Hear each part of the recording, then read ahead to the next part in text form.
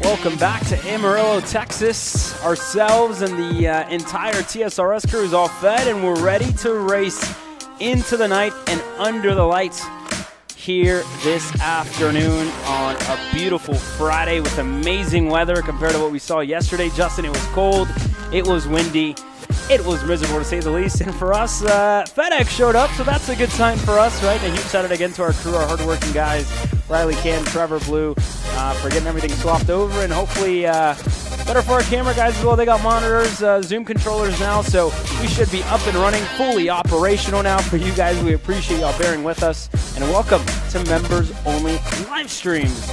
We get set to go green with our Kid Carters presented by GR2 Motorsports.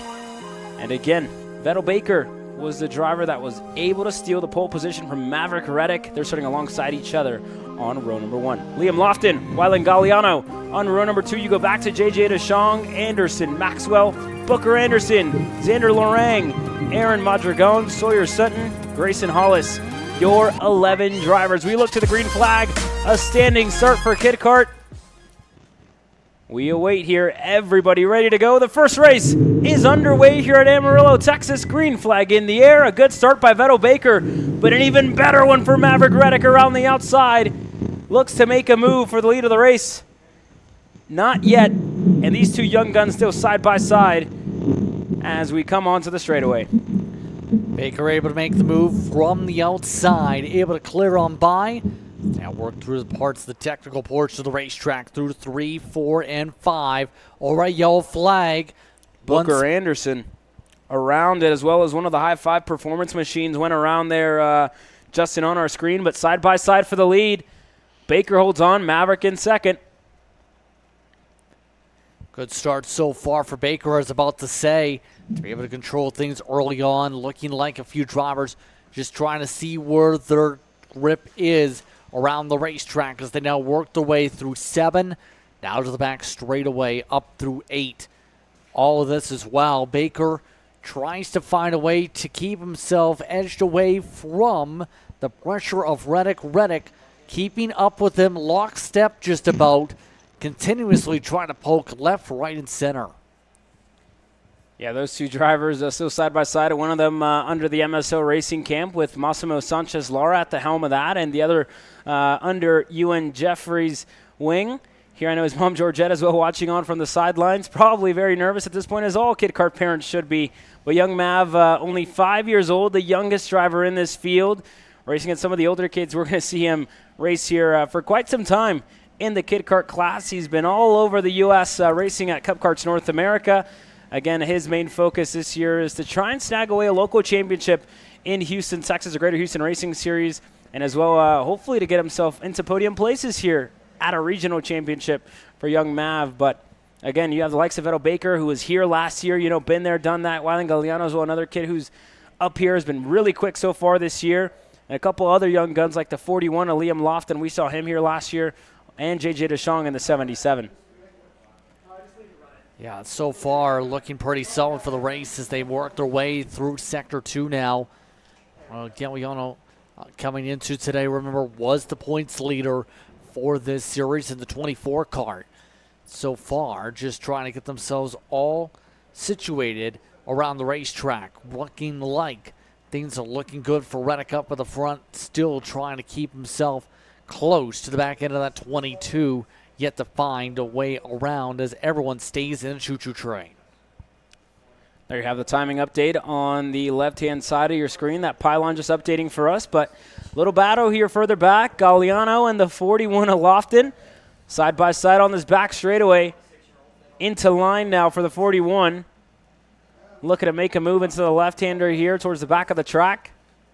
Nothing yet. Not a big enough run for Lofton for now, and the battle for the lead stays the same. Baker, Reddick, still go back and forth here on lap times as well. That gap has now opened up just about 2 car lengths in between Baker and Reddick. And your driver's further back for Wyland Galliano, who's also at a Speed Sports Racing Park in Texas, racing over at Gulf Coast Karters in Katy, Texas, part of the Greater Houston Racing Series. And Wyland and Mav have had some pretty good races out there in the club scene.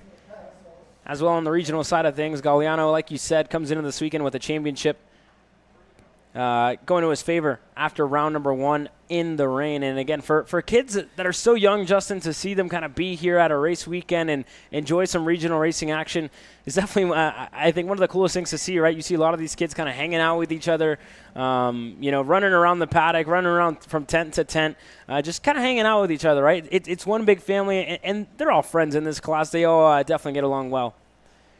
Yeah, it's about, for a lot of these drivers in kid karts, mind you, the entryway into racing, to be able to learn and be able to have fun while doing so.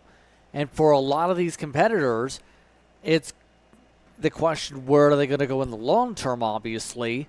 But in the now, I think the focus is quite simply for them, can we keep on improving? Can we keep on showing some progression forward as drivers? Can we have fun and battle with our friends while we do so?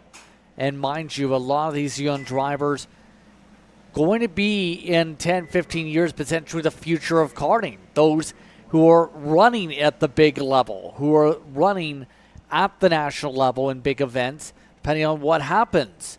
It looks like we got an opportunity for a move, though. Lofton got alongside for a split second. Door slam shut by the 24. Yeah, and I mean, you were talking about all the kids that we're seeing at the national level, right?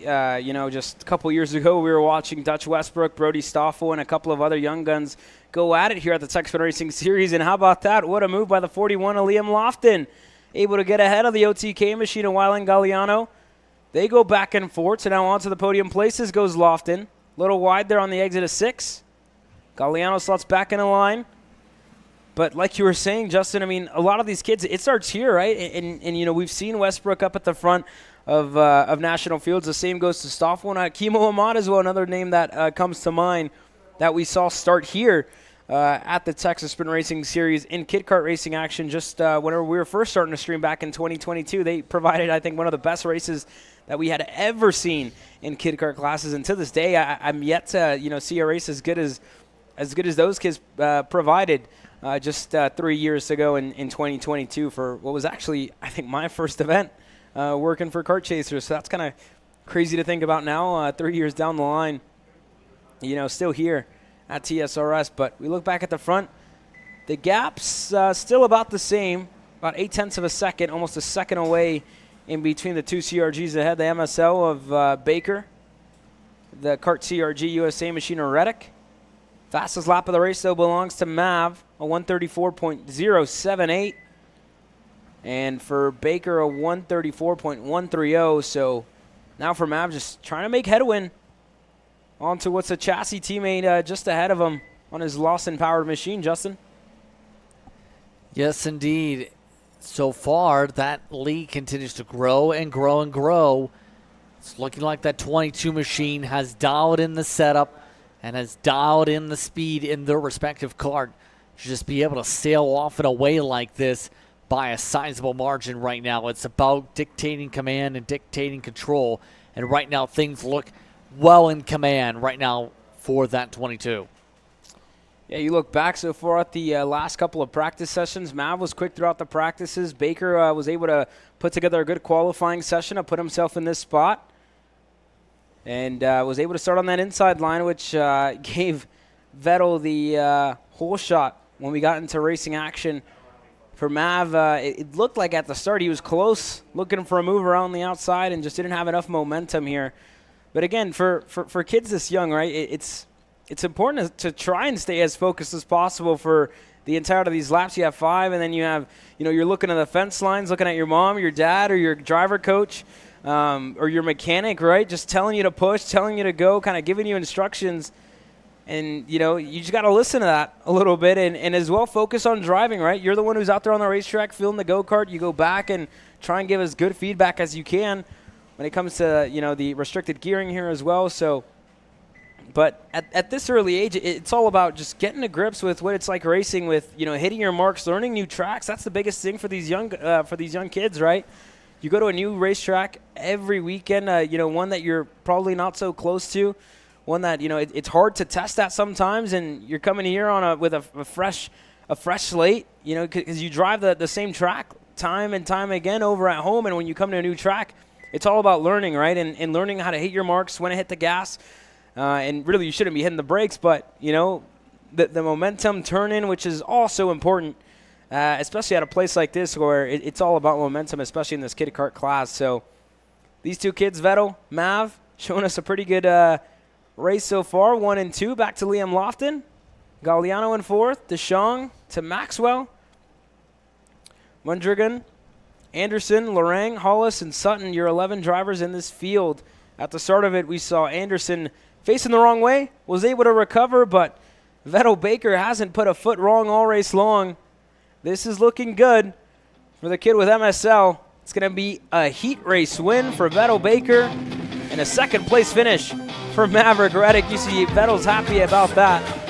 He's going to enjoy that here overnight until we get into Heat 2 and Heat Race number 3. You go back to Galliano, DeShong, your top 5 here in 206 Kit Kart, presented by GR2 Motorsports. Great one for Baker, controlling the field, where the rest of the drivers finish up the runs around the racetrack here. Entertaining. Done dropping on the last lap, it looks like, down the pylon. Something happening to the 77 to close things out. But a good, dominant effort from the 22 cars to control the field. We come back with Micro Swift, their Set 60 racetrack, in a couple of moments' time.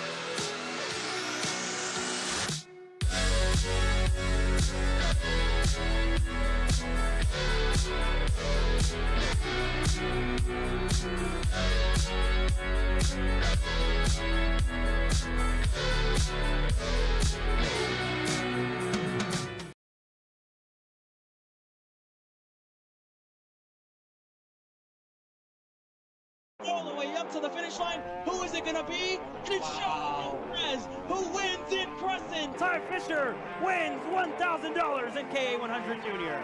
Alex Stanfield played it perfectly here. Told him to wait. Stanfield wins the Duffy in 2024 for TV Cards.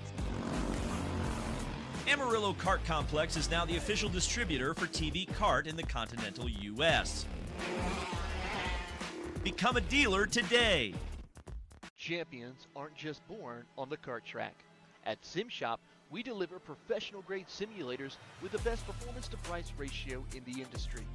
Founded by racers who understand what you need, our SimMagic and Moza equipment is powerful enough for the pros, yet affordable for everyone. With unmatched customer support and a thriving community, we're your racing partner.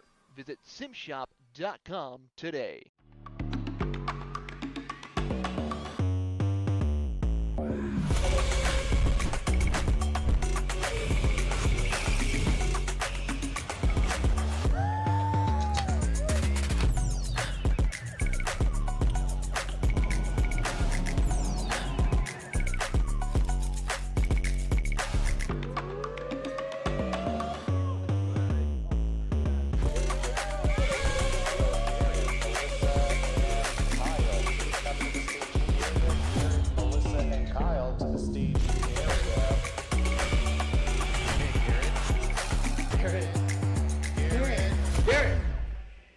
Let's go race. Come on, man. Florida Kart Racers, you asked for it and we're going to bring it. Introducing Florida Karting Championship, FLKC, a brand new racing series coming to Florida in 2026.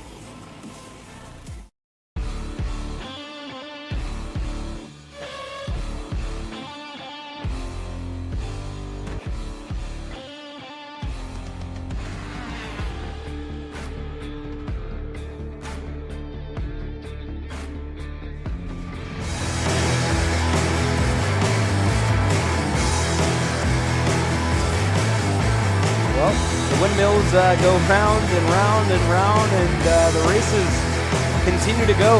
I wish I could say round and round and round and round, and that'd make all too much sense there, Justin. I don't know where I was going with that, but you could probably do a better job on putting something together there. Either way, we get set to go with Microsoft. Is that a challenge? How about we go round and round like we go around the windmill here on this racetrack, going round and round to see who generates the best energy to come away with the win. I like that. That was pretty good there, Jay Money. I like that. Well, you guys heard it from Justin Prince. We get ready to go around Amarillo Kart Complex. What a view as well, right? This is one of the things that I think you don't see anywhere else in the country. But our Micro Swifts are now getting ready to hit the racetrack. Brody Stoffel gonna lead them out. He's gonna start alongside Tyler Blackwood, Dusty Strayer, Hayden Sampson on row number 2 with Bodie Byer, Mark Ayers on row number 3. And behind them in the running order after some intense qualifying earlier on today, Lee alongside Beckley Anderson. Starting 8th, White will start in 9th, and Shep Sullivan in 10th. Sebastian Kim back in 11th. Adolfo Garza in 12th. Alexander Kelly back 13th. They got issues here. It looks like Beckley Anderson, they're having an external starter on there. The field's about to roll out, but Beckley Anderson and co still have issues. I see your dad there looking to work on that. But I don't think they're going to get that solved in time. That field's going to roll out with Beckley Anderson. She is able to get going. So good to see that. Christopher Arms going to start shotgun Charlie on the field at the back of the pack. A little scare there for Beckley, but they're getting going here in this one. The kid who runs with Jay Howard over the national scene, Kart CRG here at the regional scene, getting set to take this field to the green flag. Yellow flags to slow down. The 210 goes around, and that is Bodie Byer, who just looped it around out of Waco, Texas. We go to the cut through and get ready to start this race here, Justin. And I'm very intrigued to see what happens amongst the top two in particular. We've seen some great speed in qualifying, at least from the two of them. No stop with the national scene. No center perform was one of the drivers able to slice and dice in the micro swifts in Cincinnati just a week ago. But Blackwood seems to have things squared away to be able to be equal on pace. It's the question, how will they race now as they come to the front straight away? Here we go. The field is now starting to form. Stoffel, Blackwood has to make sure he's in those tram lines. Same goes for Stoffel before we start this one up. And I think we're actually going to start further back than this. Indeed. So this isn't the where we're going to start them. We're going to start them over by turn number, which would be 3. So you see the start box there coming up here shortly. So we're going to start back here for your, I guess, full-speed karts, except for your kit karts. But green flag is in the air. We go racing in a micro swift side by side for the lead of the race. Down the inside goes Strayer on his Parolin machine. A little bit of contact with him and Blackwood. And the 210 of Beyer looking to get something done. Everybody pushing and shoving. All the while, Brody Stoffel runs away. Stoffel already up by 15 kart lengths down one straightaway. That is absurd on the opening lap, to say the very least. But it's the question, can the pack find a way to draft up together and close up as this race goes on? And as the clock ticks away, remember, 6 minutes plus 2 laps, your race distance. They just got to work together here in this race. Movers further back as well. One of the Bennett machines able to get the move into turn number 8, able to go through. And for Dusty Strayer, this is the highest he's been. But there goes Blackwood, motors on by. Blows the doors off of that Parolin machine. Up in a second for Tyler Blackwood. Strayer falls back to 3rd. And it looks like Bodie Beyer is up in a 4th here. And all of the team members trying to cheer on their drivers, telling them to push. Go, go, go further. Sampson providing pressure to Beyer, trying to find a way to poke around as they line up, working their way through towards turn 3. Point away Beyer with the distance. Picks up speed and draft from Strayer as they continue on here. Some separation already building up amongst the packs within the packs right here with how things are going in the early going is to make the way through 6. Everybody single file line. And again, we saw a good opening lap there to start this one off. But, you know, after that, it's you got to dial it back a little bit, right? You need to get in your groove, settle down, and you know, be able to stretch your legs a little bit and try and work with somebody around you, because, you know, if we have this situation kind of happen again, we're going to see the same thing we're seeing here in this one, right? You're going to have the likes of Stoffel just absolutely running away from the rest of the pack. So, I mean, you know, we saw it there at the opening start, and I think that was more due to the little bits of contact that we saw throughout that one, Justin. Possibly there, but at this point, question, can anybody chip away 2.5 seconds? We've seen gaps like that go down in about, say, the full distance for the final 15 minutes. But in 6 minutes, you're pushing it. You're absolutely risking everything just to be able to close up that gap. In fact, at the last time by, Stoffel gained 4 tenths and pulled away even further. So that 229 continuing to just run away as the second pack of karts tries to sort itself out and tries to figure out, can they keep up with Blackwood, who's ran away from their pack.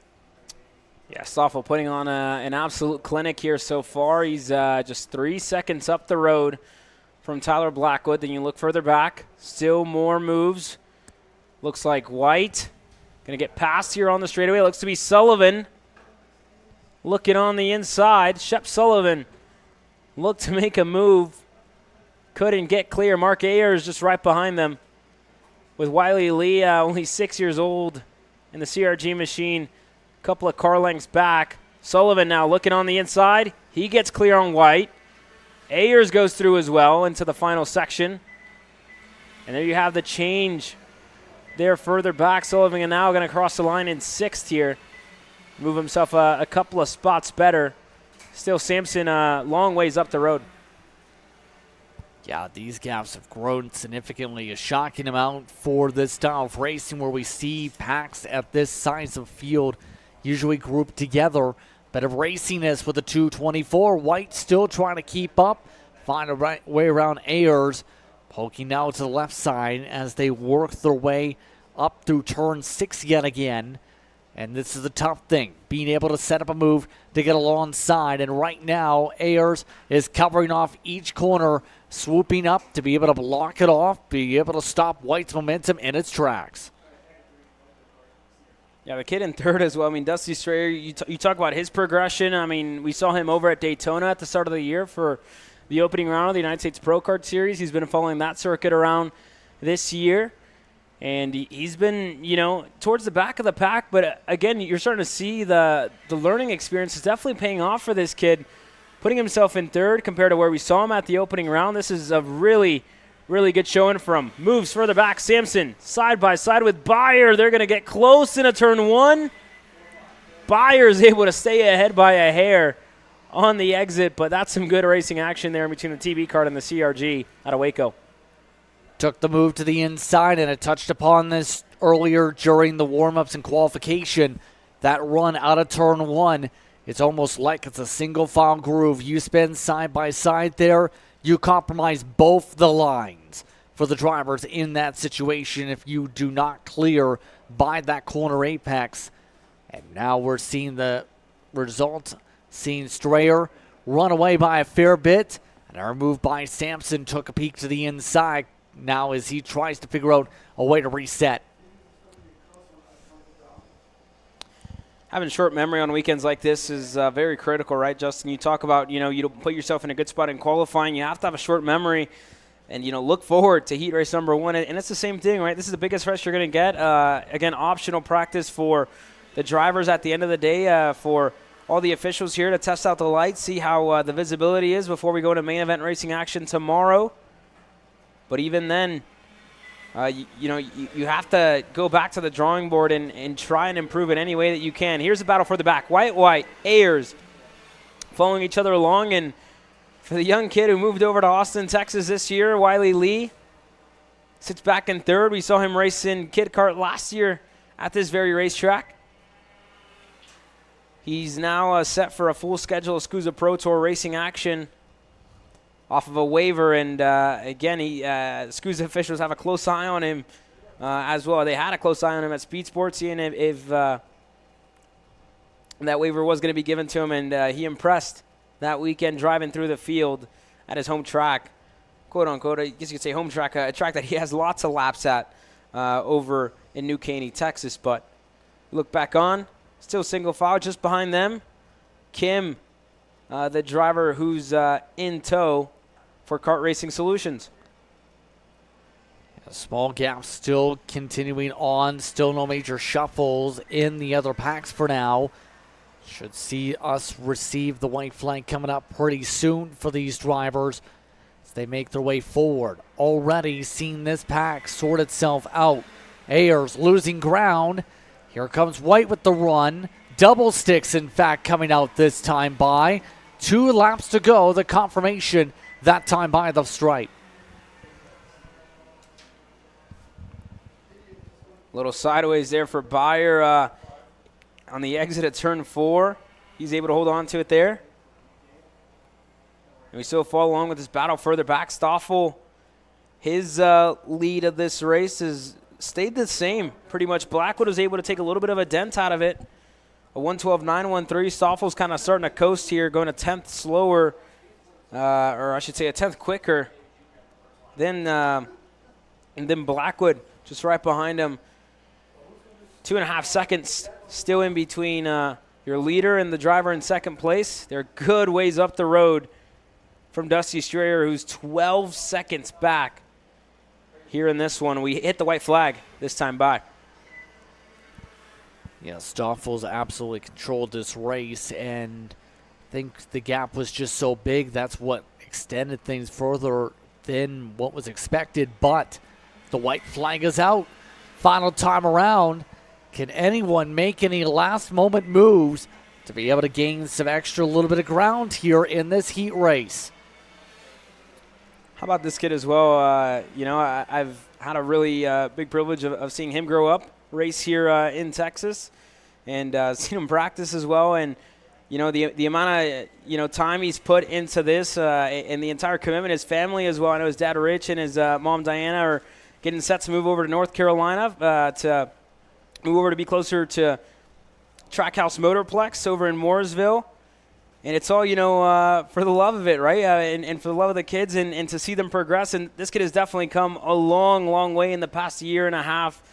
Improved a whole lot, even from back in the Winter Series in Orlando earlier this year. But he's showing it, right? He's showing the control. He's showing the pace. And he's showing the confidence. A heat race victory for Brody Stoffel in heat race number 1 in Micro Swift, presented by Gallery Furniture. Tyler Blackwood, Dusty Strayer, second, third. Bodie Beyer and Sampson, your top 5. They're getting set to cross now. There's Strayer, there's Beyer, and there goes Sampson. Your top 5 confirmed. You see a black flag waving along with the checker flag. Curious on who that went to. I think it might have been a Beyer. He just moved down to 9th, so after post-race penalties, that could be a penalty applied for Beyer. That's going to promote Sampson up to 4th, Sullivan up to 5th, Ayers, Lee, White, and Beyer down to 9. Sebastian Kim, your top 10 here. Beckley Anderson, Rodolfo Garza, Alexander Kelly, Christopher Arms, your 14 drivers here in Micro Swift.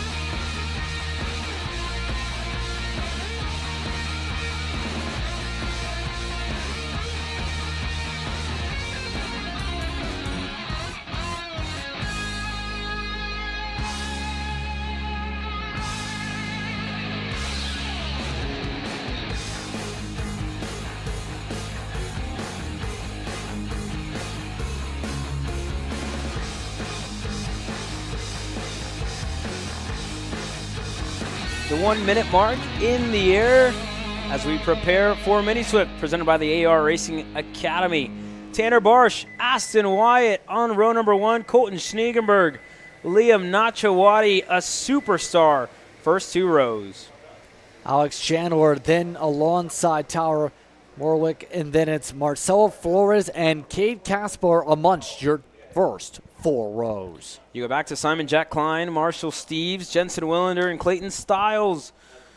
Those drivers on row number 5 and 6. You go back to Silas Root, Nayeli Vargas on row number 7.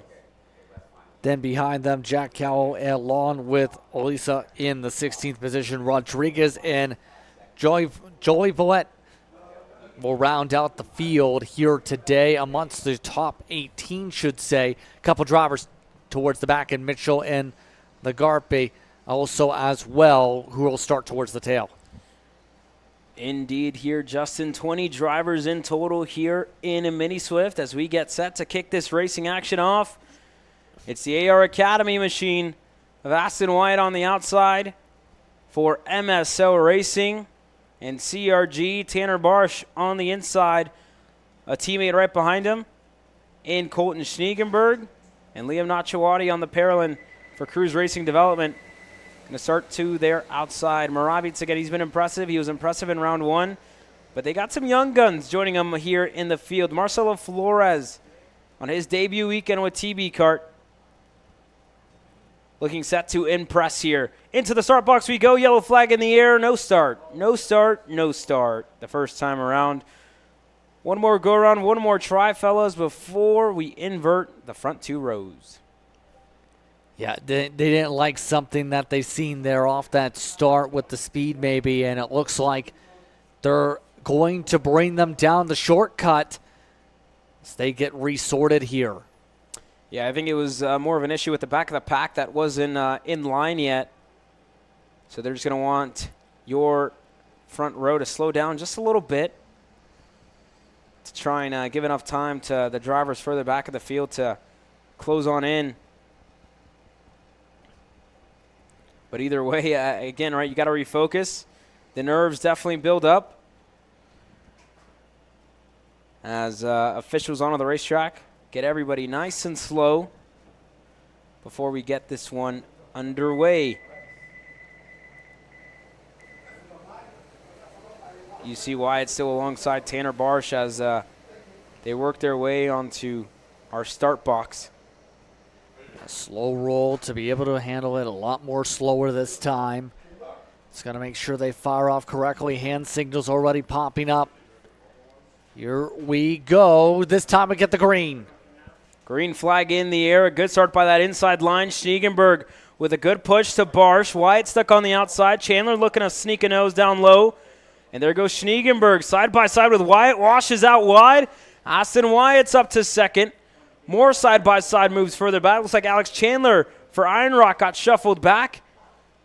And this is the big difference compared to what we saw in Micro Swift, right? Everybody is now slotting in a line, which was, not the case in Micro, right? They were still battling in those first couple of corners, but now everybody's in line, and they know the task at hand, right? Closing down the gap to the driver just ahead of them. But here goes Nachawati. He wants to lead the pack up there. He's going to go through. Schniegenberg's going to go through as well. Here comes Moraviec. He gets through as well on his GFC. Yeah, all sorting themselves out here as they make their way down the straightaway. Will there be a poke around? Will anyone try to make some moves? Not quite yet. Schniegenberg stays in the line. Oh, they get some contact for third. And Wyatt raised a hand, not happy with that. That cost them some ground. That's going to put Wyatt and Schniegenberg into the heart of the field, it looks like. Yeah, Wyatt just got swallowed by the pack. I mean, side by side with Moraviec in that last section. It looks like he just bogged way down when he got stuck on the outside and slowed way down. He's going to push Moraviec through and wash him up wide. Flores, I think, was the biggest loser in that battle, unfortunately. He's going to slot back a couple of spots. Simon Jack Klein, his teammate, going to slot right in front of him. As there's more moves further back, Mace Lecek there, apologies. I believe the driver who's working his way close there. Silas Root in that battle. Willender, Styles. That's the 137 of Styles indeed. Apologies. As everybody's single file now. Everybody else further up are working their way through. Cade Casper actually this weekend on a TB kart. Just now seeing that and looking to work his way forward. Austin Wyatt now update on him. He's up to 6th. Wyatt's got the long run speed in that kart. We've seen it come into play where he was able to craft his way to victories with it in Cincinnati. It's just going to be a matter of trying to make his way through all these karts without losing too much time. Still, not too much time left on the clock as they run. Barsh continues to control this field. Nachawati still keeping within range as some of the TB karts make some swaps. Oh, a squeeze off. Teammate friendly fire. Klein and Flores with the squeeze. That time Flores losing some ground. Yeah, Flores lost a lot of ground there. Again, just stuck on the outside. And the rookie just, again, continuing to shuffle back. Marshall Steves was one of the ones that was able to get through, as well as Styles was able to work his way through. Now everybody else settling back in as Steve's going to go low on the racetrack. But for Nachawati, he was closing in on Tanner Barsh the last lap prior. I think he might be within striking range this next lap. As we get into the closing stages, Wyatt there looks low on Chandler. He's going to have a good enough run. He's able to get clear. This time around, just about 3 laps to go. Tanner Barsh, Liam Nachawati now that much closer together. Schniegenberg as well making good headway with Cade Casper in tow. Yeah, routine move there by Wyatt. Built up a ton of momentum in the first place up by turn 10. That seems to be the go point. There's a fair amount of grip as touched upon by some of the drivers throughout the discussions. You can tell just how much karts want a grip roll in the technical sections, like turn 3, like turn 5 so far here tonight. And for the most part, they continue to just be able to get that rotation down, to be able to make sure they're able to move on forward. Wyatt seems to have his cart set up for minimal need to turn the wheel to rotate to be able to try and keep up, and that seems to be a massive benefit. Yeah, the biggest thing here, right, Justin, the sun's starting to go down, so those tire pressures start to go just that little bit higher compared to what we saw in long runs yesterday. And, again, making your pace last throughout this entire session is also going to be super critical here with cooler temperatures. And here goes Nachawati. He looked. He got it done. He takes the lead of this race. So Cruise Racing Development now at the front. Barsh in a second. And you see all the signals coming from the fence line. But that's the first swap that we've seen so far. It was a game of cat and mouse for Nachawati, him being the cat, but roles reversed this time around. Tanner Barsh now going to see where he lacked that little bit of pace compared to Nachawati. If it was just a draft there on that back straightaway, he has some work to do before the end of this one. Yeah, going to have to put up a lot of work. We know Nachawati, as you talked about, has a lot of raw speed in that cart as a driver. We've seen him very quick in final practice also. Seems to be trying to duck down a little bit, try and keep his head down to be able to keep that cart aerodynamic down some of these straightaways here with the pressure being provided from behind by Barsh. Barsh continuing to try and pressurize a mistake from the 180. Yeah, Barsh has been really good here at Amarillo Kart Complex in years past, and again, he's sticking right with Liam Nachawati. I expect these two drivers to really push each other along for the entirety of this race. Again, just have to give each other room, respect as well under braking zones, and they're doing just that so far. 2 sticks in the air, 2 laps to go. And it's just a matter of when Barsh is going to find that run to try and get ahead of Nachawati. We saw it on the straightaways, right? I mean, Justin, we talk about turn and rate being one of the biggest runs. It's just a matter of staying right on it. You have to be very, very close. And, again, we got to expect Nachawati to defend as well on that closing lap. But we look back there as well. For Schniegenberg, he's shown some good pace so far in the 112s.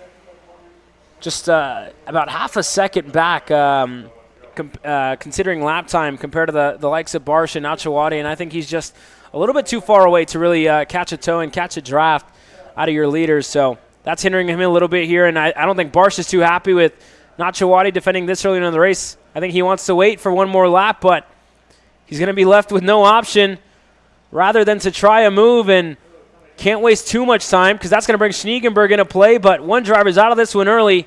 That's the 16. Cowell is out of this race early. That lane cart stuck into the grass. Yeah, and deep into the grass indeed. But this race coming down to the wire. White flag is out final time around.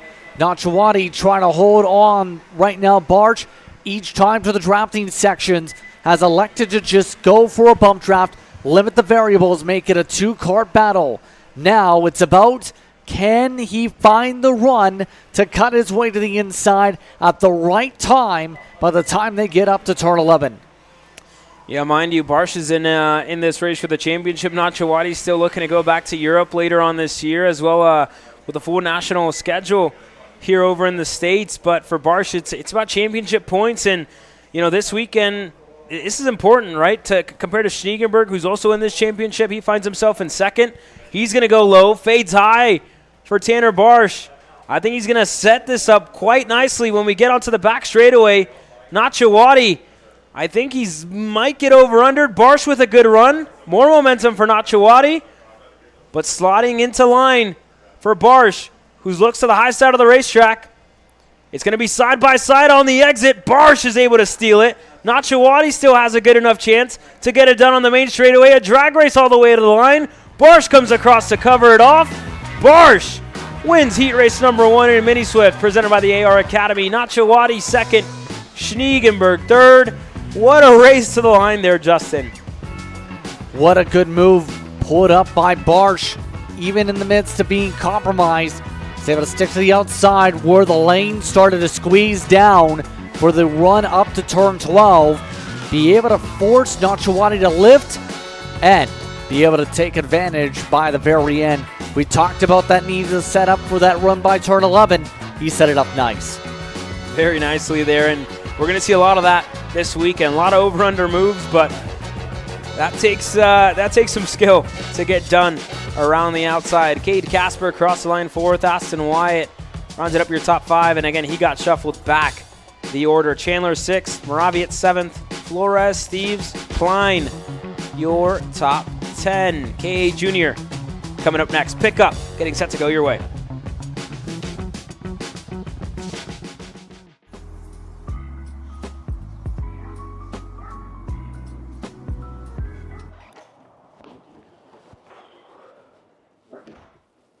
Hey, what's up, Caleb? What's up, Brandon? You sound defeated. A long day at the office?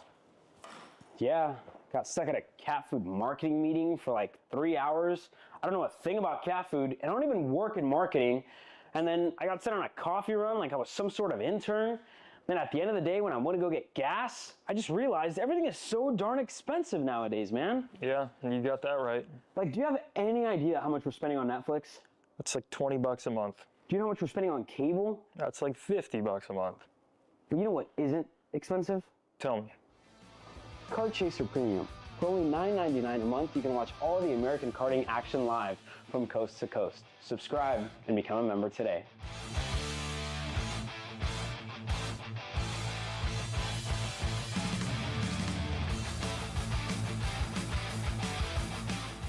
Paulie Massimino wins in KA. Paulie Massimino is a winner in OKN Stars.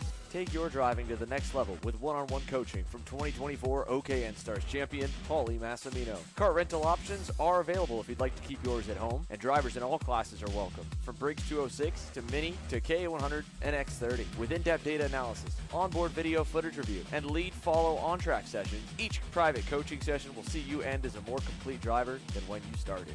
Book your coaching session now. This is Henry. Henry feels sad.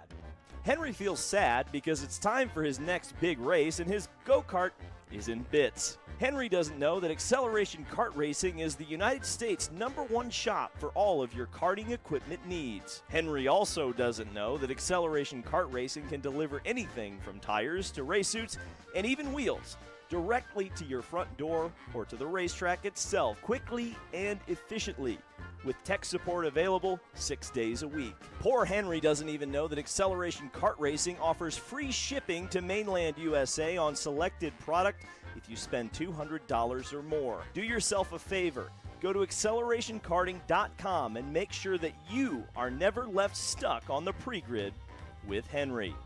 Be smart and don't be like Henry.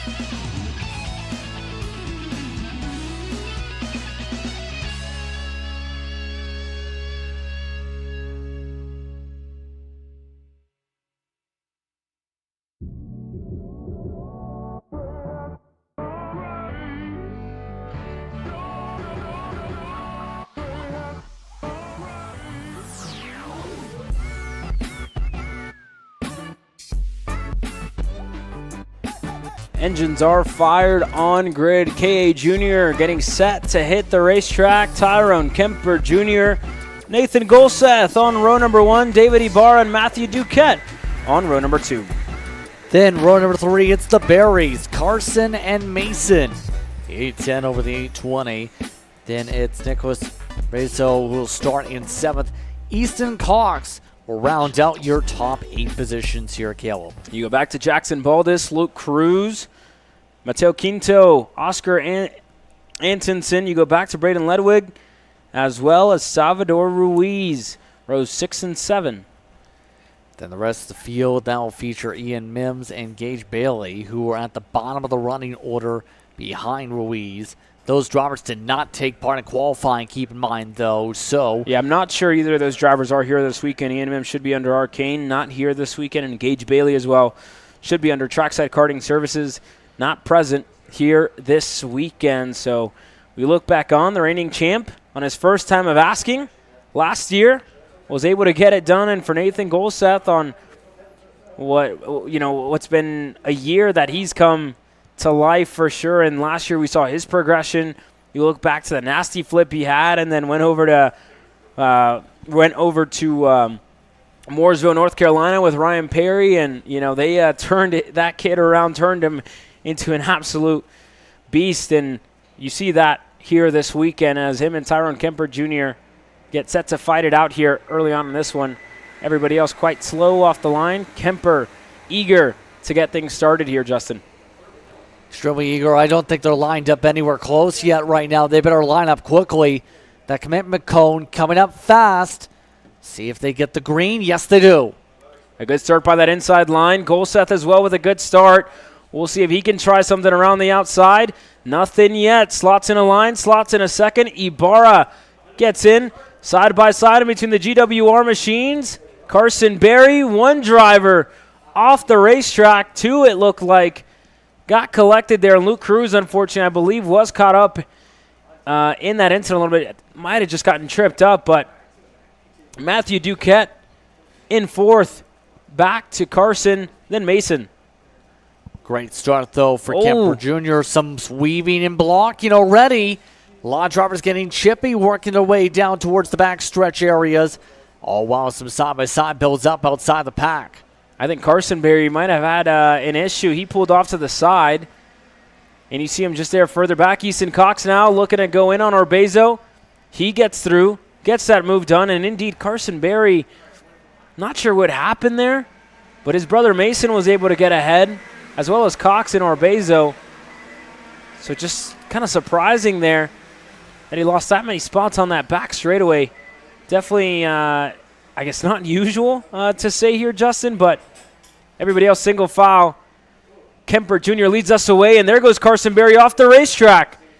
Off the racetrack for Carson Berry, the 18. If that is an issue, then must be a pretty big one there for Berry, unless he made a mistake of his own, but just a real head-scratcher there, Justin.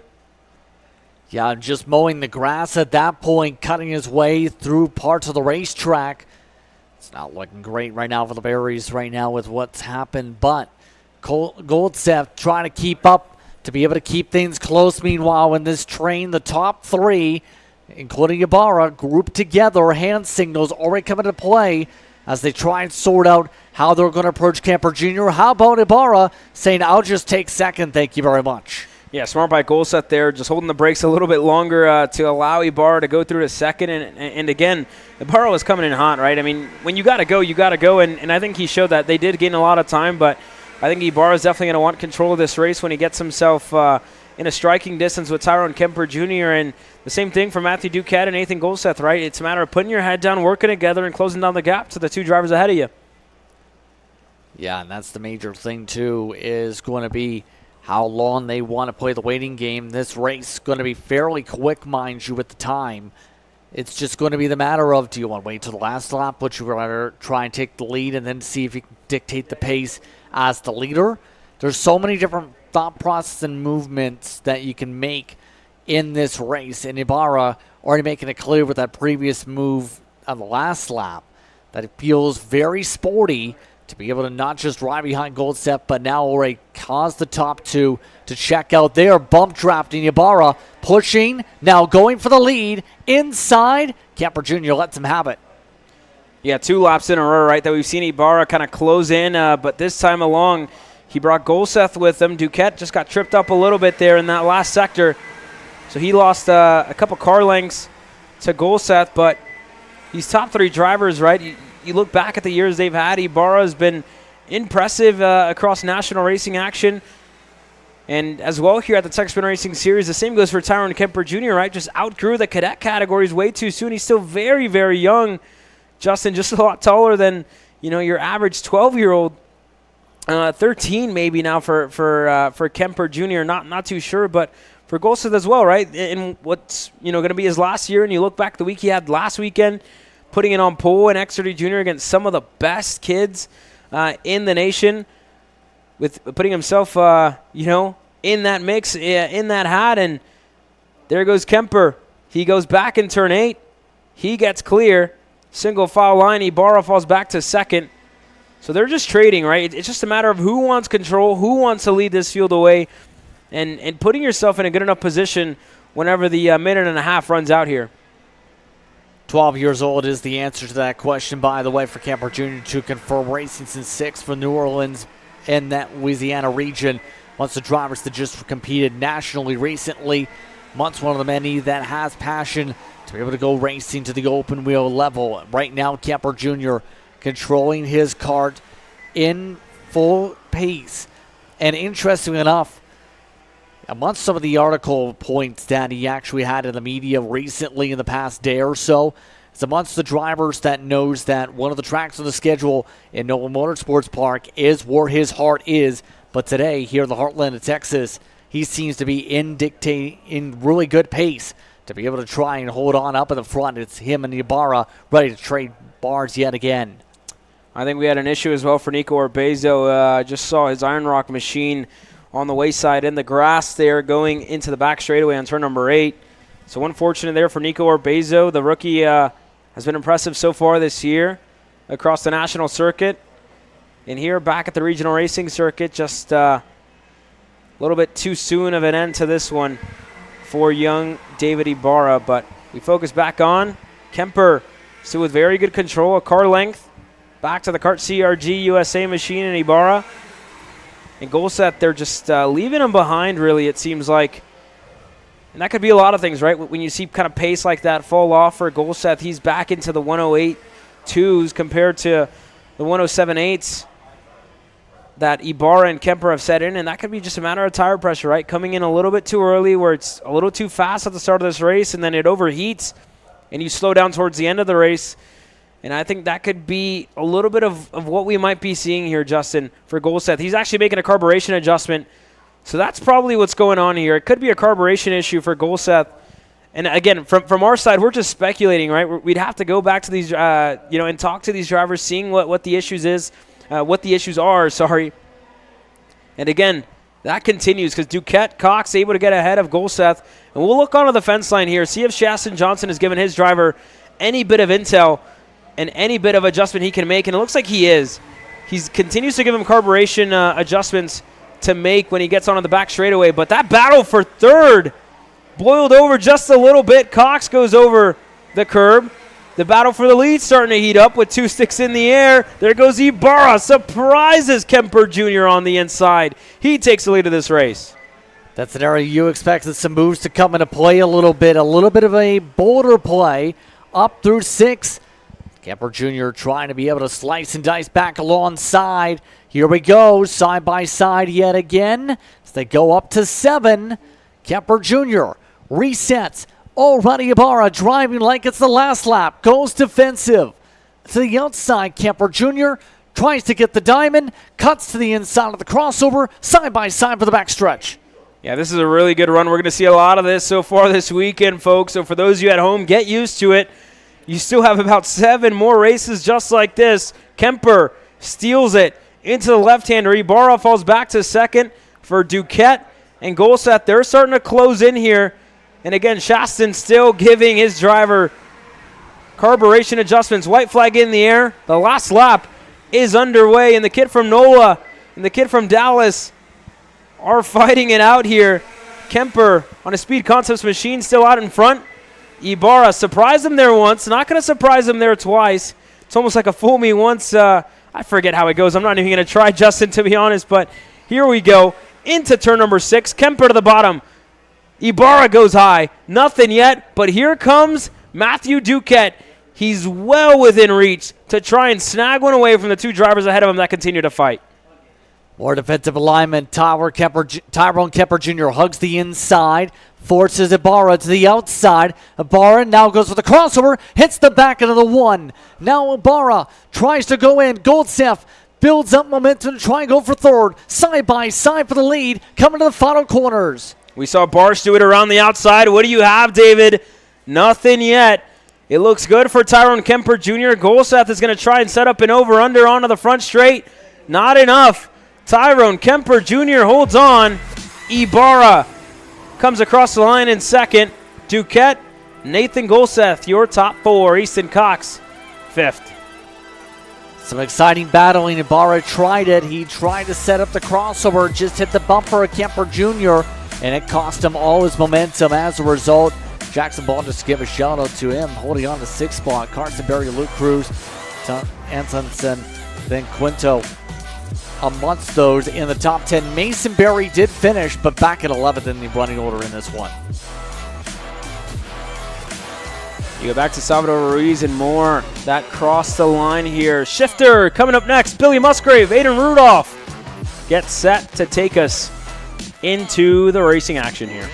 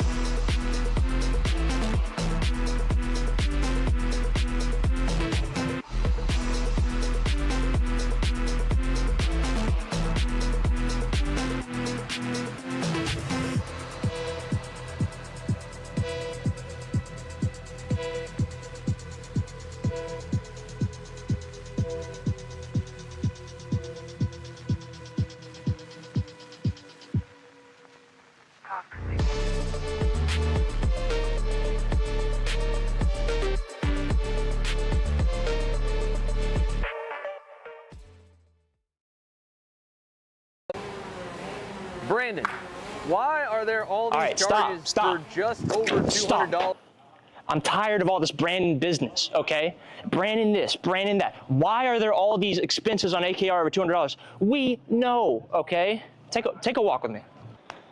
At Shop AKR, they have everything you need to start racing at a very cheap and affordable price. They have MXC rims, they got chains, electrical stands, tilt seats, they got MXCs. And if you didn't know, on top of that, any purchase in the continental US over $200, that's free shipping. Hey, Aren't you supposed to be in the AKR Anonymous meeting over there? Dude, I'm doing a commercial. Dude, we have no time. It's about to start. Stop. We all love Shop AKR. Me? More than others.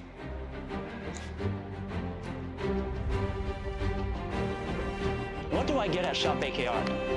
MXC rims.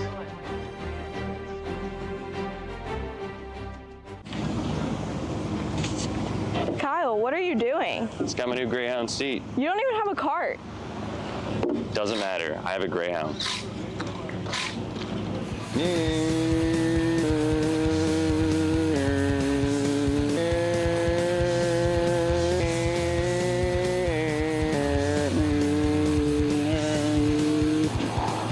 the f is Kyle Cuthbertson?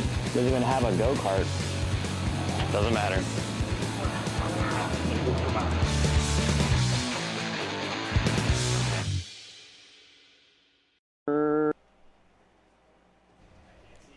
It's time to go racing in Shifter, presented by Arcane Motorsports. Billy Musgrave, Aiden Rudolph. Brandon, why are there... Apologies there. Billy Musgrave, Aiden Rudolph going to share row number 1. John Paul Mokori and Derek Proctor on row number 2. Norris Ars, Nicholas Buell on row number 3. And to me, a very, very impressive qualifying there by John Paul Mokori. They're going to start on the front straight with the start boxes. So it's all about the whole shot here. And again, a driver with the experience of Billy. You got to expect him to be really quick off the line here, Justin. I expect him to be super quick off the line, as long as he gets fired off correctly, he shouldn't have too many concerns because he's got raw speed in that kart. Now, the main thing that comes to mind is he going to have any issues with potential marbles? If you look at the pavement, there is a fair amount of dust up on his side. Here we go. We look for the green flag. Billy Musgrave, Rudolph on run number 1. Who does the whole shot go to? It's Billy's on the inside. Noah's Ars look for a move on the rookie. Couldn't get through. Proctor slots back in a line, but already Billy and Rudolph starting to work away. Rudolph looking on the inside. What a send by Aiden Rudolph to take the lead away from Billy Musgrave, who looks to go back. Didn't look like Musgrave had the grip down in the middle of the corner. Just lost a lot of momentum. And now he tries it again. Crossover by Musgrave. Quickly back to the point. Great recovery right on back after that mistake through 3 through 5. What a great opening lap. Great opening corners in between Billy Musgrave and Aiden Rudolph. And, you have two drivers. One that's, I guess you can say, finally moving up into the pro category here this year. And for Billy, who's been in it for quite some time. And then you have a kid just right behind them, right? Came up here with his dad, his mom out of Speed Sports Racing Park in third. Racing in some of the best drivers in the entire nation. And maybe even in the world with the likes of Billy, right? 5-time Supernats champ. So the experience that John Paul Mokori is learning out of the guys ahead of him is definitely, priceless, to say the least. And this kid really, really impressive here so far for the Santana Racing Company. Yeah, maintaining speed, maintaining the pace to be able to keep up so far. That 60 machine seems to have, at the very least, podium speed to be able to keep up and maybe challenge for second. Keeps on providing pressure to Rudolph in case Rudolph has any mistakes right now to be able to then leapfrog. The second grouping of karts all trying to figure out what they can do next, because right now those drivers currently all on the back foot to enter these heats, with already the gap growing more and more, already more than 2 seconds. Yeah, to me the biggest thing, especially in the shifter class, it's kind of been the topic week in, week out, right? The topic of tires. I think these drivers only get one set of tires throughout the entire weekend, so that's a pretty long life as Noah Zars catches Derek Proctor by surprise in a turn number 1. Noah is able to take away the 4th spot. Proctor back into 5th. Buell's still looking for something there in 6th, and they're going to go back and forth. Proctor with a slide. They're on the exit of 5. He's going to try and get Noah Zarsk right back here, and he might fall under fire to Buell as they go side by side. Sport side by side. Buell took a look to the outside. Didn't make anything work as they now work their way down towards turn 8. Now a send to the inside, a little bit of a brave send to the inside, but well able to make the move. Coming through 9, now has a big gap as a result of that send attempt built up between the two carts, should say. Boel has lost the ground, I should rather say, as a result of that attempt on Proctor. Proctor now trying to reset and regroup. Yeah, at a racetrack like this, right, you're not doing too many adjustments on the brake bias, but, you know, hearing from a lot of drivers, even our very own Riley Can did some laps whenever Billy had his expo here just yesterday, and you know he was saying you're driving one-handed for the majority of these corners. You have the triple left-hander, and you're actively shifting gears as you're going through. So it's that much more physical for drivers to try and accommodate to a racetrack that in reality doesn't seem so physical. But this section right here, I think, is one of the hardest ones because for the majority of it, you want to pop it in gear, and then you're back on the gears right through the exit, trying to get it back in, and that's, you're getting G-forces pushing you to the right, trying to push you out of the seat, all the while you're trying to push, push to try and extract that lap time as well. Another one of the big things when you talk about brake bias here, coming through this run, you're going to be adjusting the brake bias to be really heavy on the fronts to get that kart stopped, right? Speaking of Billy last week at MCC, these shifters use a lot of front brakes because, you want to get it stopped. You don't really want to be using the rear brakes in these shifter machines. So at a place like this, I can only imagine, how, one-sided that bias is definitely looking. And I don't think you'd be adjusting that much on the fly.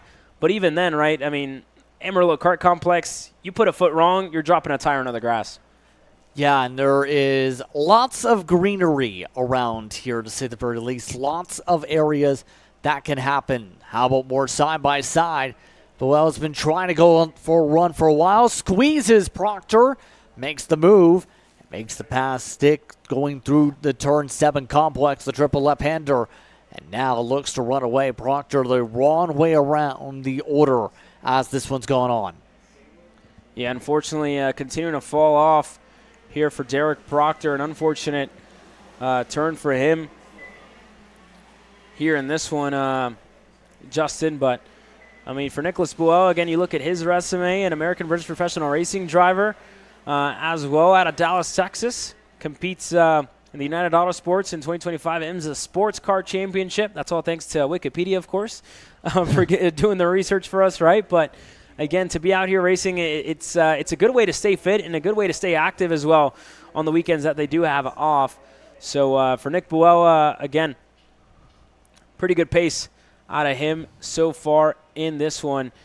Musgrave continuing to push along, and it almost seems like Aiden is just kind of starting to coast here a little bit. A 59.9 for him, and for Billy continuing to push along. A 59.678 the last time by, fastest lap of the race. And, a very, very good pace out of him so far out of Billy. And again, just almost scratching his head after MCC, talking about the development of that factory kart chassis with Billy just yesterday. And he was saying, they don't want to adapt to a softer chassis. They want to stay on the stiffer stuff that they're on. But they just need it to work. By the time they get to Newcastle, did a test day just 3 days ago, packed up. And, left at 5:30 in the morning and came over here to Amarillo to continue to test and as well test some stuff on their 2-cycle package with Jake French and company here this weekend. So they've done that testing. And for this kid as well, who actually made his debut at the SCUSA Pro Tour not long ago, he has had a pretty good showing then. Unfortunately, wasn't able to close it out, was involved in a wreck and an incident at the start of the final. He wasn't able to close it out, but I mean his development has been a cool one to watch. I've even had the pleasure of driving side by side with him whenever he was racing junior, and they'd mix them in with the seniors as well as Speed Sports Racing Park. So seeing his development, he hopped straight from a 206 junior John Paul McCory up to a shifter, and to be up there in the top 3 fighting against he was close to the likes of Billy, to the likes of Aiden. That's definitely a pat on the back for him. But for Billy, we were talking about the testing he's doing, the development they're doing.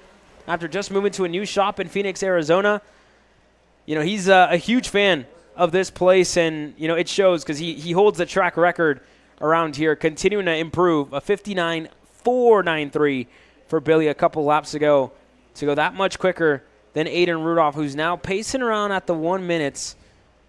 And I think that could be a sign that Rudolph just is coasting at this point of the race. But Billy, I mean, giving it everything, right? This time around, he's been perfect, hasn't put a foot wrong, and you can't expect this guy to put a foot wrong here, Justin. He hasn't put a foot wrong at all this race. He's one of the best for a reason. Outright dominant pace. Checker flag. Musgrave with a win. Aiden Rudolph comes across the line now in second. Challenged Musgrave early, and then experience showed. And for John Paul McCurry, a huge support section from the sidelines. Thumbs up. Comes across the line in third. Noah Zars, Buell, Proctor, your 6 drivers in shifter. Interesting race overall, but it went the way I thought it would with Musgrave on the raw pace. Outright blistering quick. There's a reason Musgrave's one of the best at the national level at this type of racing. I would even say the world level, right? Nobody else has 5 Supernats championships but the All-American Badass there. We get ready to go green with 206 Senior, presented by Slipstream Racing. 30 drivers getting set to go head-to-head in a couple of moments.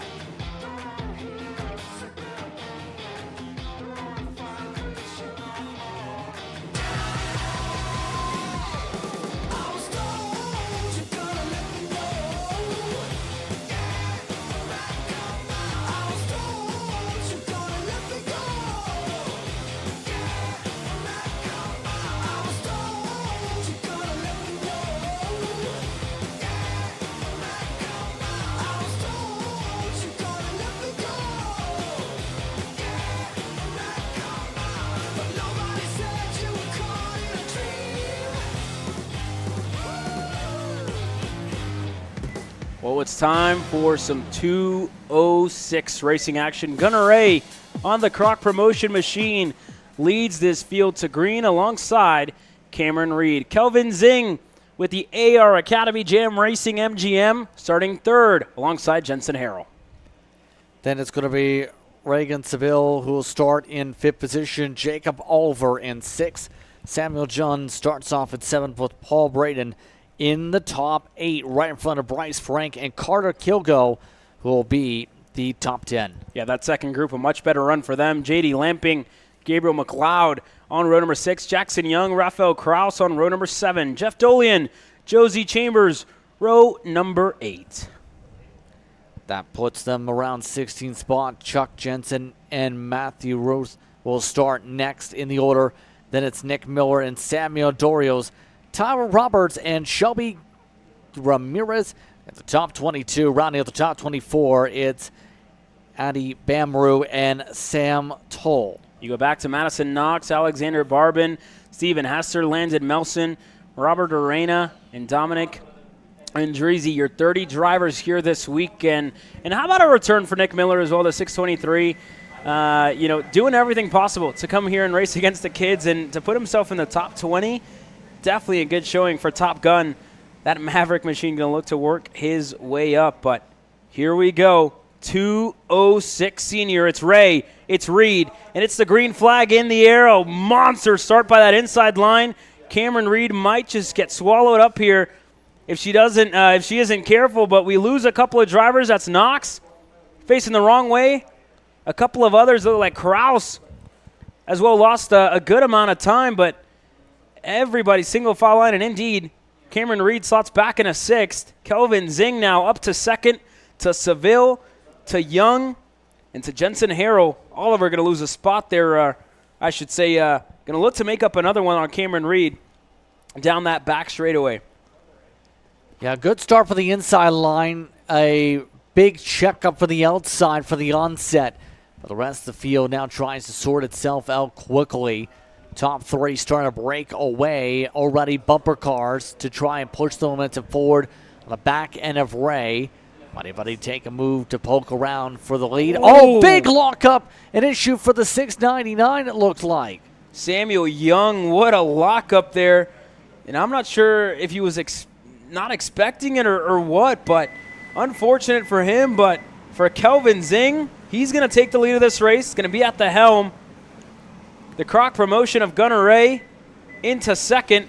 Going to look to go back on Zing. Look in on the inside. Might have some help from Seville, who gets a little bit out of shape there. He's going to go through. Gunnar Ray going to get stuck on the outside. Jensen Harrell looking to go on him next.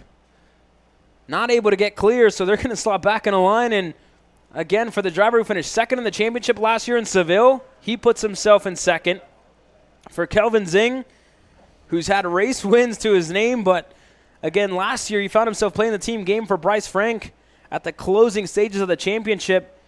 He now puts himself in a good position, fifth coming into this weekend in championship points. Frank finds himself a little bit ways back and as well on the racetrack. Finds himself in sixth, now starting to close in. Yeah, right now all of them just going into bump draft mode. How about a quadruple tandem amongst the field? Covered by Reed from the poor launch already to the rear end of some of these carts. Trying to close on up this train. Continues to add more and more carts. Remember, the momentum all focused forward. Speaking of focus forward, a bit of a point there from Harrell, wanting to figure out a way to navigate the traffic. How about a send towards the inside for third, showing the nose. Just couldn't get it to stick. Yeah, just doesn't have help, right? I mean, he doesn't have that last little push that he needs from Cameron Reed behind. And, you know, in this race, and especially in this class, you almost have to bite your tongue a little bit when you do want to make a move, because, you know, if you do try to go in a certain spot, that could slow you down by, you know, a good number of tenths. And, you know, it could ultimately end up ruining somebody's race, right? If you are in the top five, if you're in a good position, you know, there's a lot of things that can happen in this race, a lot of different factors to go into it. But, again, right, you need to have the push, but it's going to be pass or be pass, right? If you're not going to make a move, let's say, you know, Seville doesn't decide to go on Kelvin Zing this time by, Gunnar Ray's going to want to go on Seville, so that puts him in a tricky spot, right? When do you want to go? When do you want to push? And it's just a matter of when, right? There goes Cameron Reed again. She tried it a lap prior, didn't have a good enough run. She got it this time. She looked like she was going to get clear, and the Racing Cajun going to slot back in a line. And you see, this is exactly what I mean, right? Whenever you do try to go for a move, and it's not going to stick, you have the likes of Frank, you have the likes of Oliver who are there to go back on you. So, you know, if you are going to make a move, you have to go, and you have to make it stick, or else you got 3 or 4 other guys that are going to just blow right past you. Yeah, 3 or 4 different carts. Absolutely. And that's the major thing when it comes to all this, is trying to sort out the right timing of all of that. Right now, it's plotting and planning mode to 6:04. Oh, that's Carter Kilgo with problems. Carter Kilgo is slowing into the second sector of the racetrack. That's unfortunate for Kilgo, who put himself just on the edge of the top 10 after qualifying. Unfortunate turn for Carter. He's going to have to reset and look to go better tomorrow. Here goes Cameron Reed again, this time with help from Jackson Young. A little bit of side-by-side contact in between Young and Reed. She gets back in the line, and again, she's starting to point forward, trying to get her momentum back, trying to get that groove back, right? And at some point, you really got to stop the bleeding. She did it there, right? It's just been a backwards trend for Reed so far in this race, and it's just a matter of getting back into it, getting back up there, short memory, and getting yourself back into the groove. She's done that so far. Now Young going to look to go back, and this is really not going to benefit either of them. Yeah, more sends side by side, same moves back and forth. John, yet again, going back and forth. And this is going to continue to see them lose more and more ground as a result. By the way, shout out to Frank, who's trying to close up to this entire top 4 now. He's doing a solid job last time by. Frank recorded a 1:16.4. That was the quickest run of the race so far for the one car to try and close up. Oh, wow. It seems like Reed's going the wrong way, passed by more carts.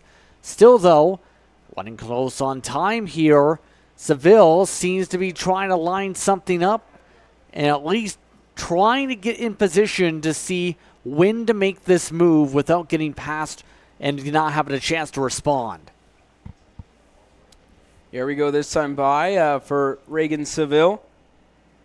We'll see if he tries to move on this back straightaway. And again, the fastest driver on the racetrack is currently Jensen Harrell, who sits in 4th. Himself and Gunnar Ray are still pushing each other along. Kelvin Zing as well doing a good job of holding on to this one, but with a 2-6 in the air this time by, it's going to be a battle of attrition all the way to the end for Zing. I mean, this is a great turnaround for him here this weekend, right? You look back at the previous years he's had to miss a year, had to go to Saudi Arabia for work. I believe that could have been back in 2023, and came back just in time for the IKF Grand Nationals. And then last year, just bad luck weekend after weekend.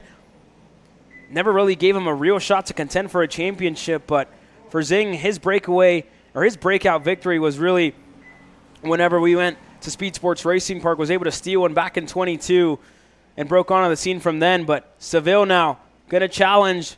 Could have been the first rookie in 206 senior to take away a championship last year. Fell just one race short to Bryce Frank, and Seville now going to lead this away. Gunnar Ray slots back in a 3rd. And again, this forces Zing to react in some way to try something else. Yellow flag was in the air that time by, so no passing through this sector. You see the lights as well flashing, so no passes. But we go to the white flag this time by, and that's a good run by Gunnar Ray that has just stopped by Reagan Seville. They all had to check up. Now Harrell going to try something around the outside. Trying to find a way to get around quickly in the midst of all of this. Coming up to the white flag as birds fly on by. The white flag will fly in the air as well. Seville trying to hold back Ray, Zing, and Harrell. All of this as well. Seville starts to see a couple drivers kick their tires in the left sides down. Ray poking left, right, offset, overlap for second. Harrell starting to get racy here as well with Kelvin Zing. Not a good enough run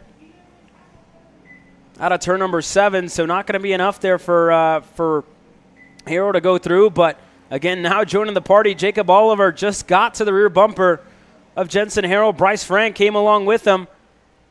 And there goes Zing, looking to set something up once we get onto the short straightaway. That leads us onto this very, very long back straightaway. 2 drivers to the right, 2 drivers to the left. Zing looking around the outside on Gunnar Ray. He's going to try it. He's able to get it done. Harrell now comes through. Jacob Oliver comes up to 3rd. So now the battle for the lead falls into the hands of Reagan Seville and Kelvin Zing. If he can try and get a good enough run this time by, Seville looking left, looking right, and sees that AR Academy bumper just right behind him, side by side further back. Frank looks to make a couple of moves. Around the outside, not enough. 3 wide across the line, but Reagan Seville comes away with the win in 206 senior. Kelvin Zing, Jacob Oliver, your top 3. That got a little bit argy-bargy to say the very least, as John able to recover to 4th. Ray got shuffled back to 5th. Bryce Frank had been in the top 5, got moved back in. Harrell also taking advantage of there all the way back to 6th position, as you see on screen. Cameron Reed all the way back to 9th in the very end, with Jackson Young right in front of Reed. Lamping quietly held on to the top 10 on their own. You go back a little bit ways, Addy Bamaru, Gabriel McLeod, Ramirez, Kraus, able to recover after finding himself off the racetrack. Carter Kilgo rounds up your top 15, but again, he's going to be scratching his head knowing he could have gotten more out of it. 206 Cadet coming up next. Pickup as well, getting set to go underway. Windmills in the background. We're live from Amarillo, Texas for the second round of the Texas Sprint Racing Series. We'll be right back with more.